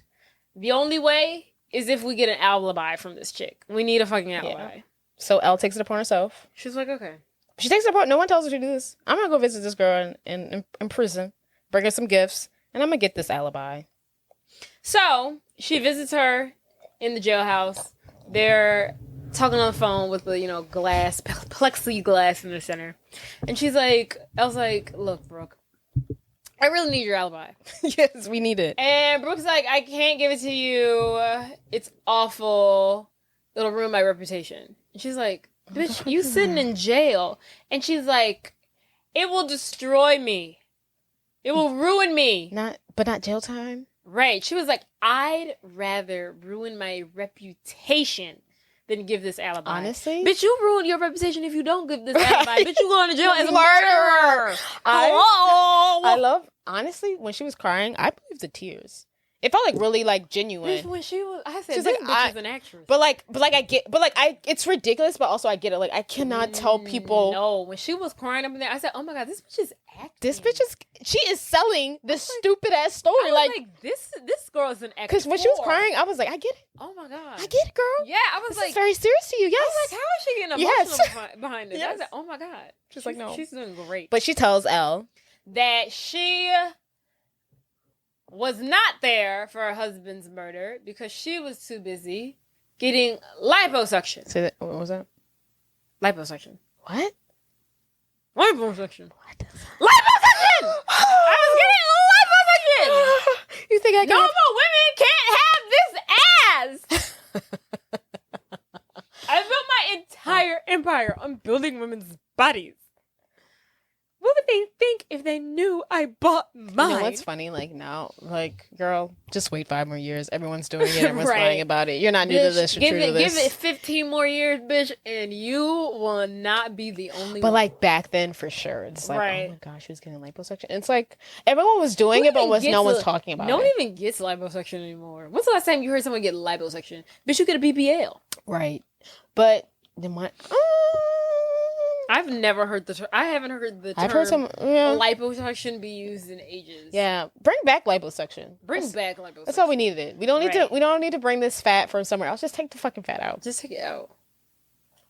So I'm gonna get liposuction on my back. Get these little things off. You know what? I don't feel like doing this anymore. Just take them off and call it a day. Yeah, just suck that shit out. Just suck this shit out. So, Brooke tells her, "Hey, this is my alibi. I was getting liposuction." But she was like, "You can't tell anybody. I built my entire career on That bitch building says- up bitches. I wasn't gonna Building say bitches. on bodies. Building up bodies." Building up women's confidence. And Elle swears to Delta Nu secrecy. On the Bible. On the Delta Nu Bible, she tells her that she will not tell anybody. No, and So this- she returns to the office. And they're like, "Did you get the alibi?" She said, Okay, great. What is it? So you talked to Brooke. Yeah, okay. What's the alibi? So what's the alibi? Oh, I can't tell you. Oh, come again. The fuck do you mean? You can't tell us. What the fuck is the alibi? Hello, do you want to lose this case? And she's like, "I swear to secrecy." And I'm like, "Fucking secrecy, bitch. Your friend gonna rot in jail." Now, what do you think about the situation? Bitch, if you don't, like, who, you're gonna sit your entire life in prison. Who cares if you got a little liposuction here and there? Girl, Okay, you gotta to me, that's one thing. Like, bitch, just tell it. Like, you're going to jail. And then my second thing is, I'd have been like, Elle, shut the fuck up. Like, I feel like she shouldn't even have the authority to keep it, a secret. Like, girl, you're an intern. Like, I would kick you out of the school. Right. But I feel like it's more serious than, I'm not gonna tell. Because I swore to secrecy. We pinky squared. The fact that he No. keeps her on the team, I'd have been like, I'm like, get out. get If I out. was Professor Callahan, I'd be like, you need to Get out, get the fuck out of my class. Until you're ready to like tell us the alibi, your services are no longer needed here. Like this is real life, bitch. Right. Like I'd have been mad. Also, isn't Delta if you Mu. weren't gonna tell me, then shut the fuck up. Right. Then don't say it at Just all. say no. Just say no, you didn't get it. She didn't Or tell just me. say she was at a doctor's appointment. Well, she's in jail, so. What? She didn't tell me. Oh, her alibi. Yeah, she was at a doctor's appointment. Oh. She didn't even gotta tell her where she got liposuction. I was at a doctor's appointment. I was getting surgery for my foot. Right. I have a limp. I don't know. She I had mean, to say well, liposuction. Obviously, in the courthouse. I don't when think that you have to. No, when that evidence is presented, they have to be. They can't say she was getting her foot done. They could have said she was undergoing surgery. Unless No, somebody you pushed. need the records. Unless somebody This is a murder case. But I mean HIPAA. Like I don't have to say. Like I don't think you have to give that much detail. We could talk to the doctor. Was she doing some kind of surgery? I feel like we could have. Yes. I feel like we could have. We Worked could our have way around it. worked our way around it.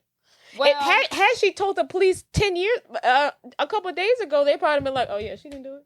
She was in the Right. liposuction." It wouldn't have yeah, no trial. That would've stopped it right there. All she had to do was tell the detectives at the Girl, beginning.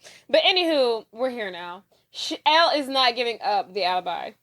Warren's stupid ass is like, hey, just give him the alibi. If you tell him, he'll probably hire you full time after you graduate. Don't think about Brooke. Think about yourself. Vivian hears this and she's disgusted. She's like, oh, this is the man I'm dating?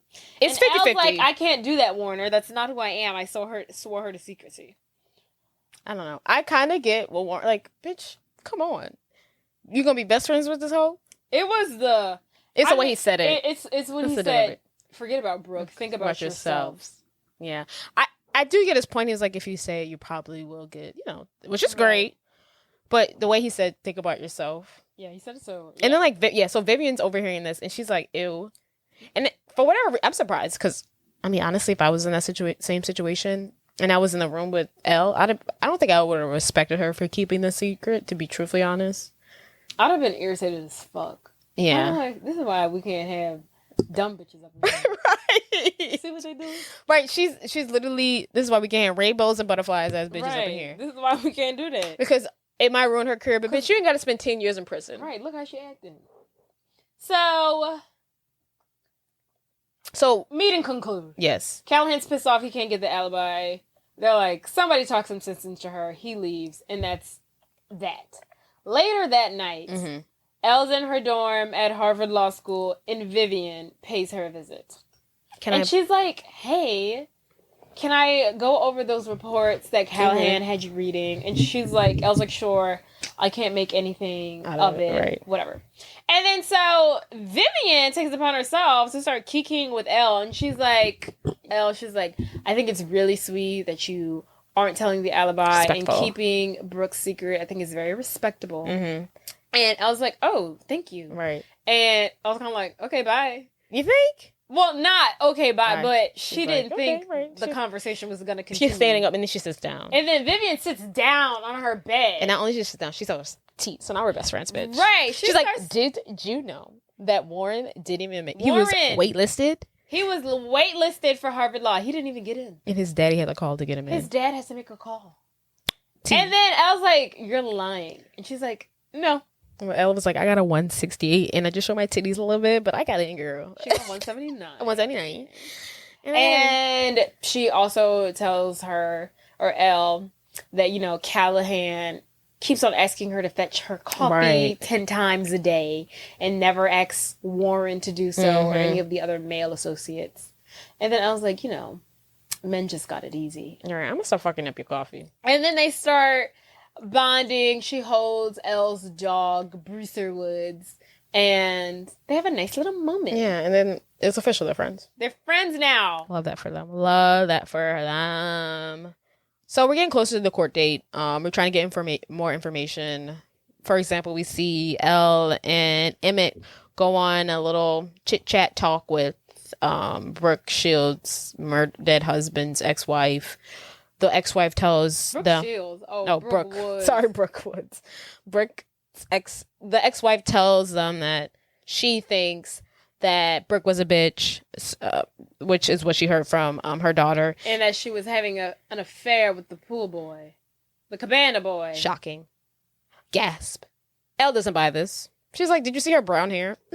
She was not having an affair with the cabana boy. But what I get, the main part of this is Emmett and Elle hanging out, shooting the shit, vibing, falling in love slowly but surely. We love that for them. I love that for them. So, fast forward to, I don't know. So we're in the courtroom. So it's court time. They're in the courtroom. One of the defense's It's court time. One of the defense's witnesses is Brooke's pool boy. Enrique. Enrique. Enrique is a good-looking man. Handsome man. He is saying that he had an affair with Brooke. I don't know who's paying his bills, honey. Who is paying him to say that? I guess we find out soon. I'll lead the daughter. I don't He know. is on the stand He's on the paper. lying and saying that he had an affair with Brooke. I did have sexual relations with that woman. He's saying. And Brooke, it turns to Elle and is like, it's not true. I was never sleeping with him. I just like to watch him clean out the pool filter. Yeah. So, because he was saying that they had an affair and that she made him wear these spandex. A thong. But she's like, I just liked it. We never had an affair. I did like him to wear that white. That is weird though. And it's kind of like inappropriate. Like what? It's very inappropriate. Where's HR? But it's Why? Hollywood. You know, there's no HR. This ain't Hollywood. They in Boston. Not in Boston. They're in Boston. This case is we're at Harvard Law School. Gross. But it's just look. We're probably getting paid well under the table. Who gives a fuck? Just wear this spandex thing. Whatever. So Elle is out getting water. She gets stuck. She gets skipped in line by Enrique. She's tapping her foot in a very Karen fashion because I'd be like, bitch, you want to fight? Well, he skipped her in line. I know, but bitch, don't tap your feet at me. But he skipped her in line. I'd be like, excuse me. I was next. I'm going to be tapping my feet. Don't you be stomping your last season Prada shoes at me, honey. That's racist. Just kidding.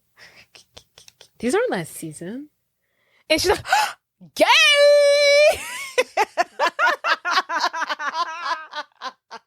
Gay!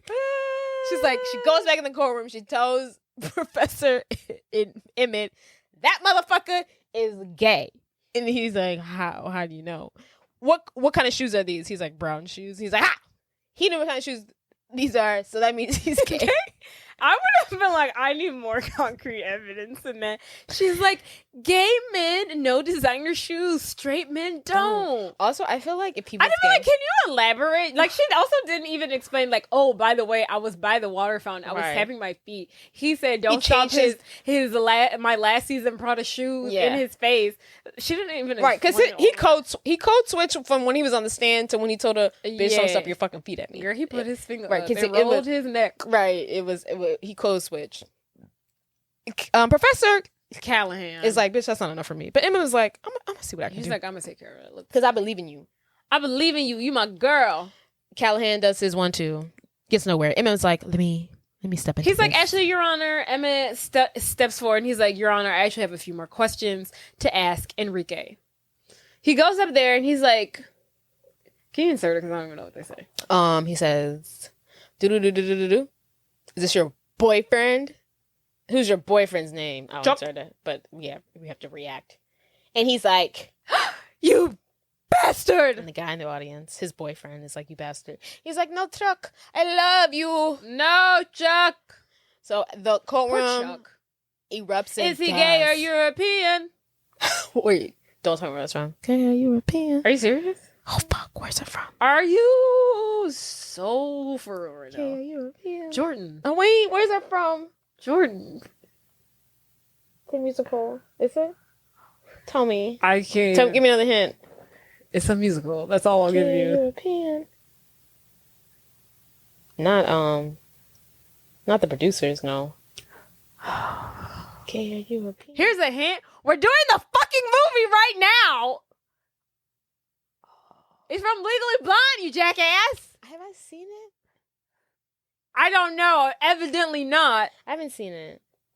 I haven't seen it. That's how you know why you sat there and be like, oh my god, where's that I know the song though. Like you heard it before. I know. CK, are you European? But that'd be like, it'd be facts. That's a great question. CK is a European. I didn't even think he was European. Right. But like, I thought he was more like Central American. right. But like, So European men in America are not macho enough. So it's like, you gay. They're just like, what do you call it? They're not metrosexual. It's just like, they take care of themselves. They're clean. They're clean. They dress well. They smell And they're nice. like, are you gay? And they wear designer. I'm just hot. I'm just European. I'm just sexy. I don't know what to fucking tell you. I'm 60 and I know it. So, boom, bada bing. Enrique's outed. As He being is gay. lying about having an affair. I hope he goes to Well, he jail. still could have been. I mean, he also could have been like, well, look, Bye. I have a boyfriend, but I also am having sex with Brooke. Hello, sexuality is a spectrum here, people. Right, but like they don't need much to prove that your story is a lie, That's why you gotta tell the whole truth. Because anyone can turn, but this is your boyfriend, but I see both of them. I'm like, but you didn't mention that you saw both of them. You said this was, how things go. I'm like, well, yeah. I didn't want Brooke to get jealous. It's too late for now. Enrique is outed. He's outed. He is I hope he goes not to jail. having an affair. Purgatory, honey. Not purgatory. Perjury. Perjury. And purgatory. And Perjury. hell. But like, that is so messed up. Like, why are you lying on her? Now, that's I mean, they had to have been paying him. and that's my point. Because, okay, we all know that the daughter did it. What's her name? Chetney did it. But to me, is Chetney and her mom in on it? Like, are they paying? I feel like Chetney probably called her mom and was like, look, I accidentally killed Dad. And then the mom was like, I'll take care of it. And was paying Enrique. Yeah. Because she's the one who dropped the story about, my daughter said they were sleeping with each other. But then that also means she needs to go to jail too. There's a lot of people who need some court time. I mean, yeah. Sometimes in the prison. Anywho, so that night, we, as lawyers do, they have to continue doing their research. Vivian comes out and she's like, hey, Professor Callahan wants to talk to you. She's carrying 1,000 fucking books because she's his flunky and she has got to do all this stuff for him. She has to do all the fucking grunt work. And they make a joke like, he probably wants a donut. She's like, haha, let me go in there. So she goes in there. He's like, you're a great lawyer. Do you want to have sex with me? Basically. He comes on to her. Immediately. And then she's like, what are you doing? He's like, you're a beautiful woman now. And she's like, hello. He touches her thigh. Oh my God. It's so gross.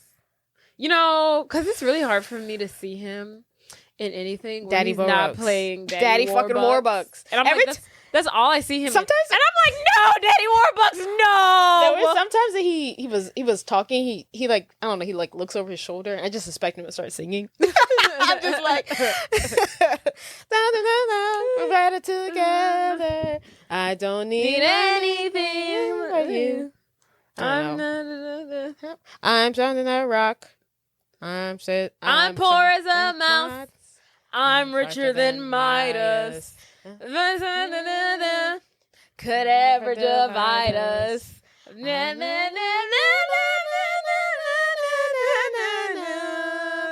I don't need anything but you. I'm about to watch Annie. That's a 10 out of 10. We can add that to the list. You know what? I'm just gonna say this real quickly. When they did Black Annie, and they didn't do none of the original songs, it took me out, and I didn't like it. I will say it. I wanted Black. No, there was one of the scenes when Kavanjane Wallace. I really want to know where she's at. Like, why isn't she doing anything? But Kavanjane Wallace, she played Annie. Oh, she's amazing. There was one scene where they had her sing like a solo. Bitch, I cried. I mean, it was beautiful. Oh my God, it was stunning. I just don't know who. We've had like 8 Annies. We haven't had 8 Annies, but who's like, let's just change up the soundtrack. Let's change up the soundtrack of Annie. It would, what? Because it would have been, nothing would have been new about it. Other than the fact that we had a Black Annie and a Black Daddy Warbucks. That's all I needed. That's all I needed from the first one. Different Annie. It came out in 2012 and it needed to feel like it was in 2012. We're not in the 70s or the 1912s anymore. I love Easy Street. I love Kill the Children. Yeah, they could have not killed the children. I love these songs. I love Kill the Children. I love those songs. Okay. Now they could have did a rendition of It's a hard knock life. Yeah. Okay, you got a point. Them songs do go hard. Like that's now. just they could have kept. Now if they would have kept those like Hard Knock Lives, Bitch, that's all the songs. No, Fucking Easy Street, A Easy Hard Street. Knock Life, and Little Girl, Little Girls. They got other songs, but those 3 songs, if they would have done stuff around that, 10 out of 10, I'd be That's the fine. main songs. They And got- Tomorrow. They could have skipped Tomorrow. They could have skipped Tomorrow. They could have skipped 2 bags, 1 me in YC. Just got here this morning. I could have skipped that. But that's with a different song. Okay. What do you mean? It's like it goes with another song. Okay, we could have kept the first song. We Okay, could have redished the whatever. second song. I don't give Back a thing. to what we're talking about. Anywho, so Elle gets sexually harassed by Professor Why can't you say it? Callahan. You know, Jay, sometimes I just can't say sexual, abusers' names, and that's just my thing. Okay, I didn't gotta pronounce his name right because he's a terrible person, and honestly, that's a lot. She has put herself through high and high waters, but this bitch has been through a lot. You know, the first half. Has she really though? her boyfriend I mean, broke up with her. She got in law. She's been doing a lot, and she finally got somewhere where she thought like she fit in. She was like, "Okay, I'm here. I'm doing it." And now she's like, "Well, did I get this because he was sexually attracted to me?" I mean, yeah, that was and I'm like, so did she get this internship because he thought she was hot? Is that the whole reason why she's here? I don't think so. Because she can't be the hottest girl in this class. I do think that she... Oh, my God. she can't... No, not saying she's ugly. But, like, there's got to be other beautiful people. But There got to be someone who was hotter enough to get the internship. No, I didn't mean like that. But, like, I do think, like, Vivian, he's not... I do think he picked her because... She's of intelligence. He's of intelligence. But I also do think that, for Vivian, she got to be the coffee girl. I do think that maybe she didn't get wasn't the coffee girl because he liked her a certain way. He wanted to screw her. Yeah. That's fair. And then, like, the lesbian, maybe he didn't treat her... Eden, he didn't treat her that way because, he couldn't fuck her. Ah. That's right. Yeah. So, I do think she got it because of somewhat of her skills, but did her looks make her stand out? Maybe. But I don't think he would have chose her if she wasn't doing well in class. Like, yeah. I truly don't believe That's that. true. So he comes on to her. But I do think he would have fired her after the whole, what's the alibi? He should have probably, if she wasn't hot. He probably should have, though. So he comes on to her. She rejects him. Meanwhile, Vivian sees through the peephole. All she really sees is Callahan touching Elle's thigh. So she makes her own assumptions from this encounter. Which bitch? Elle storms out. Girl, what happened to women supporting women? Because that's not enough. Right, for me bitch, to be you like, just... oh, she's a whore.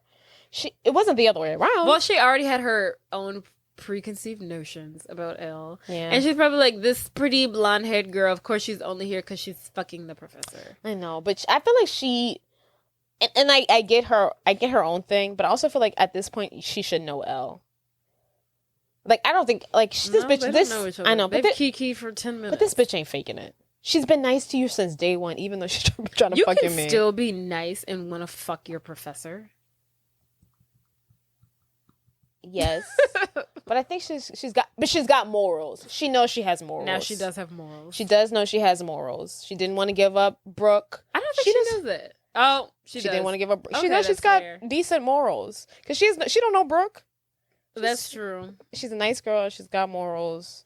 Well, Elle storms out and she's like, not interested. Thank you. It's too late. Vivian's already seen a glimpse, a snapshot of what really happened and made her own assumption and chews Elle out and is like, you're sleeping with him? You're a bitch. And I was like, what the fuck are you talking about?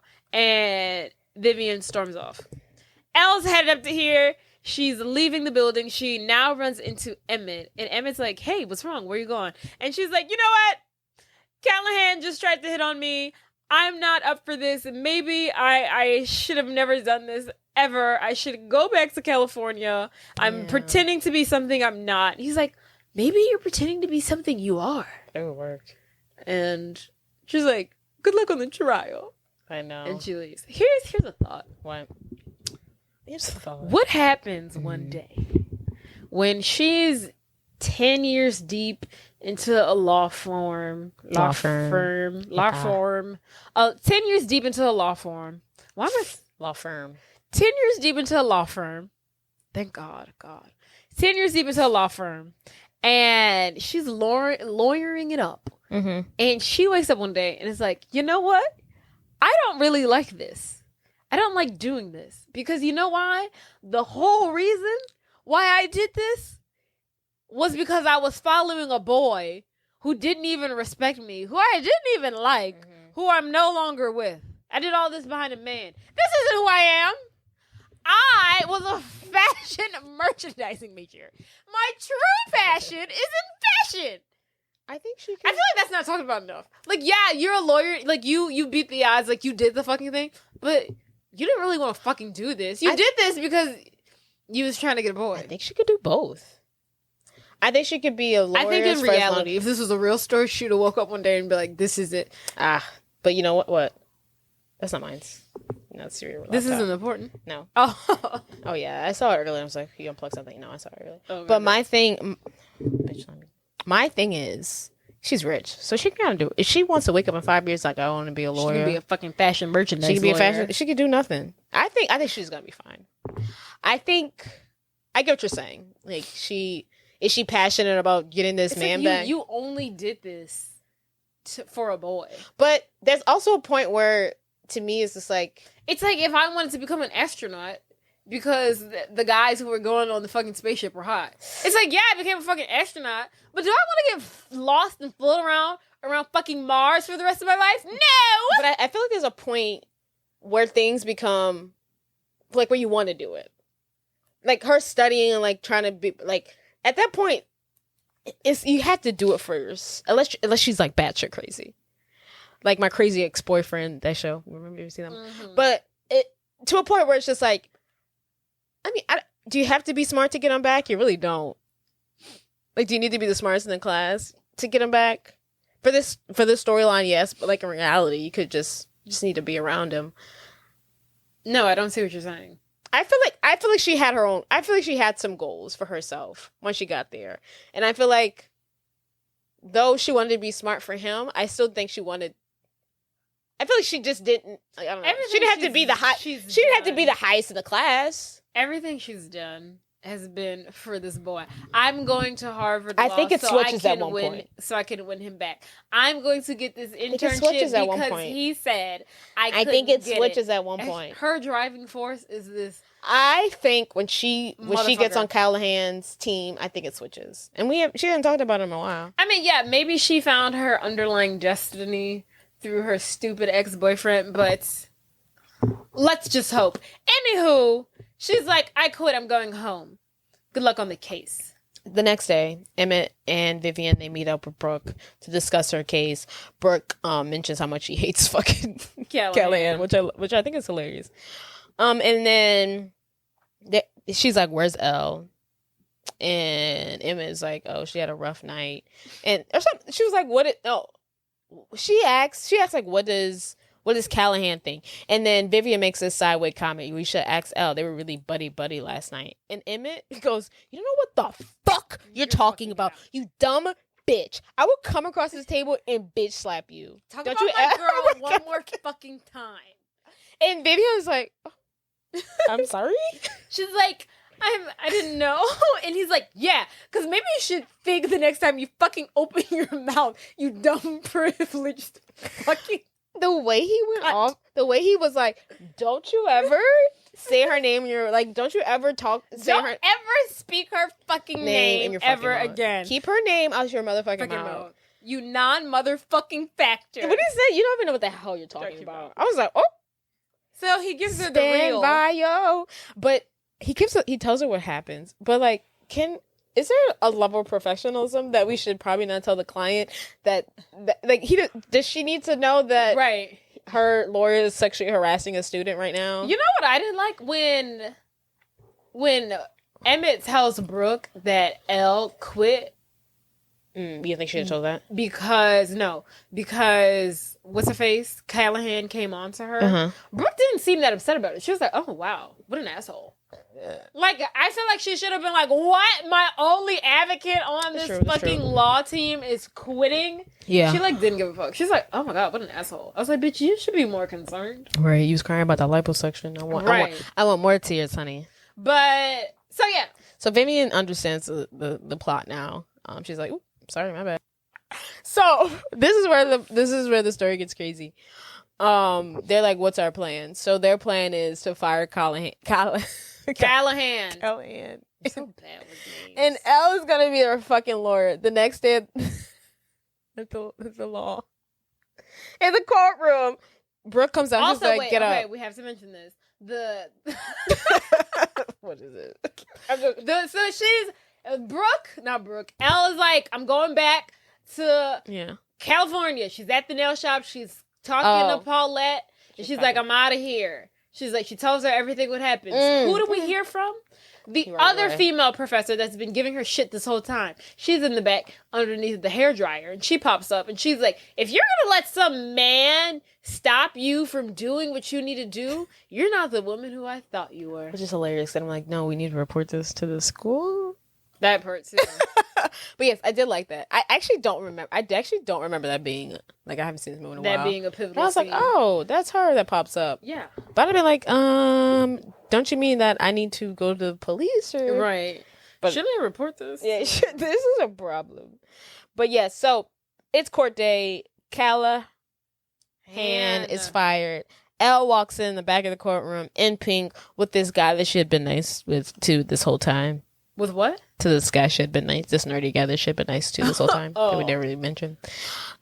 He's bringing a law book and he's like, here, this is where it says that she can be a lawyer right now. Yeah. As long as she has supervision. Emmett is like, I would be her supervisor. Callahan goes sit in the back and he's pout. I'd have been like, what the fuck is going on? I don't know why he stayed. He stayed there. I would stay there too. I'm like, bitch, you going to go to jail today. Oh, well, I guess I'd have been petty. I'm like, all right, why'd you go to jail? I guess I would have watched it on But Fold. never in my life would I let a first-year law student be my lawyer. I'd be like, I got liposuction. Like, can we just wrap this up? This has been on. She's paying probably millions of dollars. Because I'm assuming he's got to pay these students, but maybe he doesn't. He's not paying those students. Kind of when you get that rich, you kind of do. In 2001, interns were not getting paid in 2001. I know, but like, I feel like at these places, they might have been. I don't know. So next up to, Elle is on. This is her court case. The next witness up is Checkney, which is Brooke Shield's late husband's. Brooke Woods. I can't say that. Brooke Woods' late husband's daughter. So Brooke's stepdaughter. So they're the same age. So she's on the stand. They're the same age. It's Elle's turn. She's up at the motherfucking bench. It's her time to shine. She's asking all these questions. She's nervous as fuck. She's timid. She's whispering. We can't fucking hear her. Yeah. She's asking Chutney these fucking questions. Same and ones. Chutney's like, bitch, what? She's asking the same questions about her shower routine. And then so Elle asked her, what did you do the day of your father's murder? She said, I went to the salon, got my hair done, and hopped in the shower. I went to the salon, got a perm, and hopped in the shower. And I was like, you took a shower? Yeah. And then she said, yeah, after I got my perm. I was like, you took a perm? I mean, you took a shower after you got a perm? Yes. The judge is like, I think the witness has established that she was in the shower. She's like, sorry, judge. Chutney, Elle says. Yeah. You're like 26, 25 years old. Yes. About how many perms have you had in your life? Maybe twice every year since I was 14. Since I was 12. Chutney, let me do it. Chutney, about how many perms have you had in your life? Twice a year since I was 12. Okay. That's a lot of perms. Yeah, whatever. So, wouldn't you say someone who's had, I don't know, how many fucking perms is that? She says like 30 perms. 30 or so perms in their life would know that after you get a perm, you are not to get your hair wet because it Sorry, keep going. Take me seriously. I'm trying to. I'm just ready for you to stumble over glycotinate, whatever the fuck she I says. was trying to get it right. Wouldn't you say And wouldn't you know that after getting a perm, wearing your hair after 24 hours would God damn it. What is the word that you fucking use? It would deactivate. Would deactivate the ammonium glycolate? Okay. Yeah, bitch, you didn't have fucking faith in me. It wasn't the ammonium glycolate that was fucking me up. It was the word that she said before. I was like, what's the word that she used? Okay. Deactivate the ammonium glycolate. Yeah, I don't know if you got it that time, but that's okay. There's so much on. Oh my god. Shut up. Woo. Finish. Go. Okay. And she's like, Trinity's like, And wouldn't she say someone who's had 30 or so perms would know that? And Trinity's like, So it wasn't Brooke Woods who shot her father. It was you. I didn't mean to. I thought it was her walking through the door. So not only is this bitch on murder, she on attempted murder and covering it up. You know, I feel bad for Chutney. Am I the only one? Am I the only one? Chetney, move She out. didn't mean to kill her daddy. But she meant to kill somebody. Why did she hate her so much to where she wanted was to her kill age. her? But because Brooke is she's probably my age. Did you know that? She's my age. That is disgusting. Why the fuck are you fucking someone the same age? You know what? I That's feel like gross. who is the true problem here? Her mother. The mother. I think her mother is like, oh, she's your age, huh? She's a terrible person. I mean, rightfully so. Because Brooke seems like a very nice person. She doesn't seem like she's after, like, get over it. Your dad's money. No, I mean, yeah, Brooke seems like a fine. I mean, get over it. Don't kill her. Killing her is a lot. But, Like, is she that bad? You need to murder the girl. I mean, they probably did hate each other. Like, yeah. you don't need to, you don't need to kiki, but murder is wild. Mm-hmm. Like, your mom seems like someone you would murder. Like, if that was my stepmom, I'd be like, oh, she's evil. I mean, she murder clearly her. hated her that much to where. But was she really doing that bad? Like, was she affecting her life that much? It was probably, a girl who has everything at her fingertips. Mm-hmm. And she's seeing this girl who's the same age as her get all the daddy's attention. Girl, Chutney. Like, unless Brooke is being like, oh, she doesn't need that. Oh, Just yeah. fucking up her No, life. come fuck. Like, leave her alone. Like, unless she's like trying to like scoot her out of her life, I don't think murder is necessary.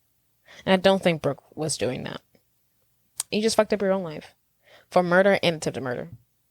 I feel bad. 2 for 1. 2 for 1 special. So they take Chutney out. They take her to jail. And Brooke's free What to a go. big fucking plot twist. Elle called it. She was like, I either think it's the mom or the daughter. And she called it. Do they both have alibis? No, Chutney didn't have a motive. Yeah, Jenny didn't have a motive. The mom was in like The mom out of had the an country. alibi. Yeah, Charlie Yeah. didn't have, which is stupid. Like, you don't know anybody's motive till they fucking tell you. Right. Right. Yeah, like you don't know someone's motive to murder your father. Right. Like, you gotta figure that out. So Chutney's going off to jail. Brooke is free. She's acquitted. She's acquitted. She's innocent. And Elle has won her first case. No one could believe it. Everyone's there in the room to support Only her. Emmett was the only one that believed in her. Emmett's fully. the only one who could And believe in Brooke. her. And Brooke. Callahan's shocked. Warner's shocked. Vivian's like, right on, bitch. Paulette's over there with the UPS man. They're kissing in celebration. Right. Her friend Margot, I don't know the other girl's name, are in the stands supporting her. And then it's just one big old party. It's for a big old party. Cut to. We're leaving the courthouse. The reporters are there. They're like, "Elle, how'd you know? How'd you know?" She's like, "It's simple hair care science." And then they're like, "Brooke, how does it feel to be a free woman?" "I feel great living all my trust and care into this 21-year-old law Blonde student." woman, right? And- Anytime, anywhere. All's well that ends well. Brooke's about to walk out of the door. Who calls her name? Elle. Who did I say? Brooke. Elle's about to walk out of the door. Who calls her name? Dumbass Warren. And he's like, Pooh Bear. I've been doing a lot of thinking. And, I was wrong. And I shouldn't have broken up with you. And after much reflection, I think I know what I want. And, you are the woman for me. And she's like, oh, Warner. You know how long I've been waiting for you to say this. But, if I want to make a partner at a top law firm by the time I'm 30, I can't have a boyfriend who's a complete and total bonehead. Period. Period, bitch. She walk out of there. Fuck you and your paw. And she's like, fuck you, I don't fucking want you. So she walks out the door. We fast forward 2 years later. And where are we at? The class of 2004 Harvard Law graduation. Who's the speaker?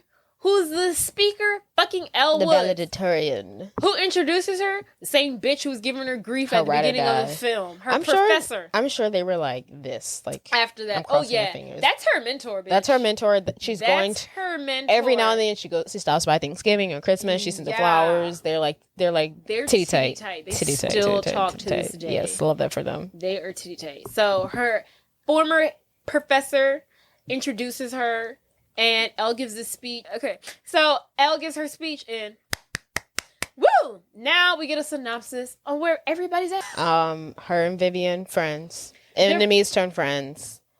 Warren trash can. He's graduating with no internship and no job. Oh yes. Oh, And you mean no that girlfriend. one? Oh yeah. They just said Emmett. Yeah, and then Emmett. They said like they dated. He started his own firm. He started his own law firm. They've been going steady for 2 years. and then that night he's He's gonna propose tonight. I love the way they did it. Like they were like, she's doing great, he's doing great, and he's also gonna propose that tonight.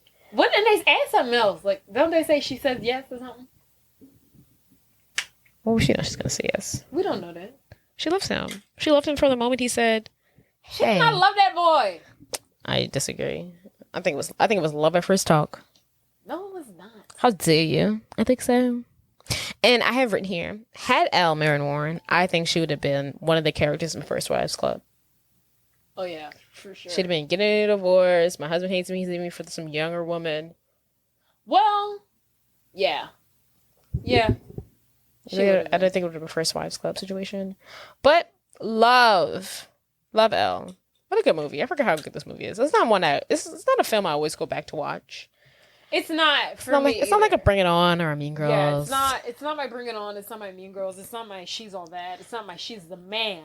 But it's right. But it's a good one. It's a solid. People love it. It's solid. No, it is. People love it. People do love it, but it's solid. It's great. It's a good one. It's a good one. Shout out It's better than fucking Sweet Home Alabama. I actually love Sweet Home Oh Alabama. my god, I'm always like, don't turn that fucking shit I on. love Sweet Alabama. It's because that damn dad and his fucking Confederate flags everywhere. I know, that's the point. I'm just like, it's a little too Confederate-y. That sometimes I'm like, oh god. Yeah, I'm like, do we have to? But you know, it's accurate. This is what they live like. Don't want to be like, these people are progressive. 'Cause that's It's just just a like lie. we didn't have to incorporate it though. It wasn't that You necessary. don't need to know what Alabama's like. This is what I'm assuming. This This is what part she of was what she's trying to get away from. I fucking hope so. I hope the fuck so. Our country bumpkin. Okay, all well that ends well for Elle Woods. So what do you think? Legally blonde 10 out of 10, honey. Were we calling her Brooke Woods this whole time? Her No. name is Brooke Wyndham. I know. I called her Brooke Woods. You were like, that's not her name. No, you called her Brooke Shields, and I would say Brooke Woods, but it's Brooke Wyndham. There you go. We were both wrong. But yeah, I knew I was wrong, so I just want to put that out there. She thought she was You fit. didn't though. I did. Well, this has been real. This has been fun. This has been real fun. Don't forget to rate, subscribe, tell your friends, download, follow us on Instagram, TikTok at Please Don't Spoil or Please Don't Spoil the Movie. Yeah, and follow us, keep up with us, tell us what you don't like or like. If you're on Spotify, you want to leave us a comment, that'd be great, because on Spotify you can leave comments. And I like a comment, you know. All right, deuces, boosters. Toodaloo, motherfucker. Bye.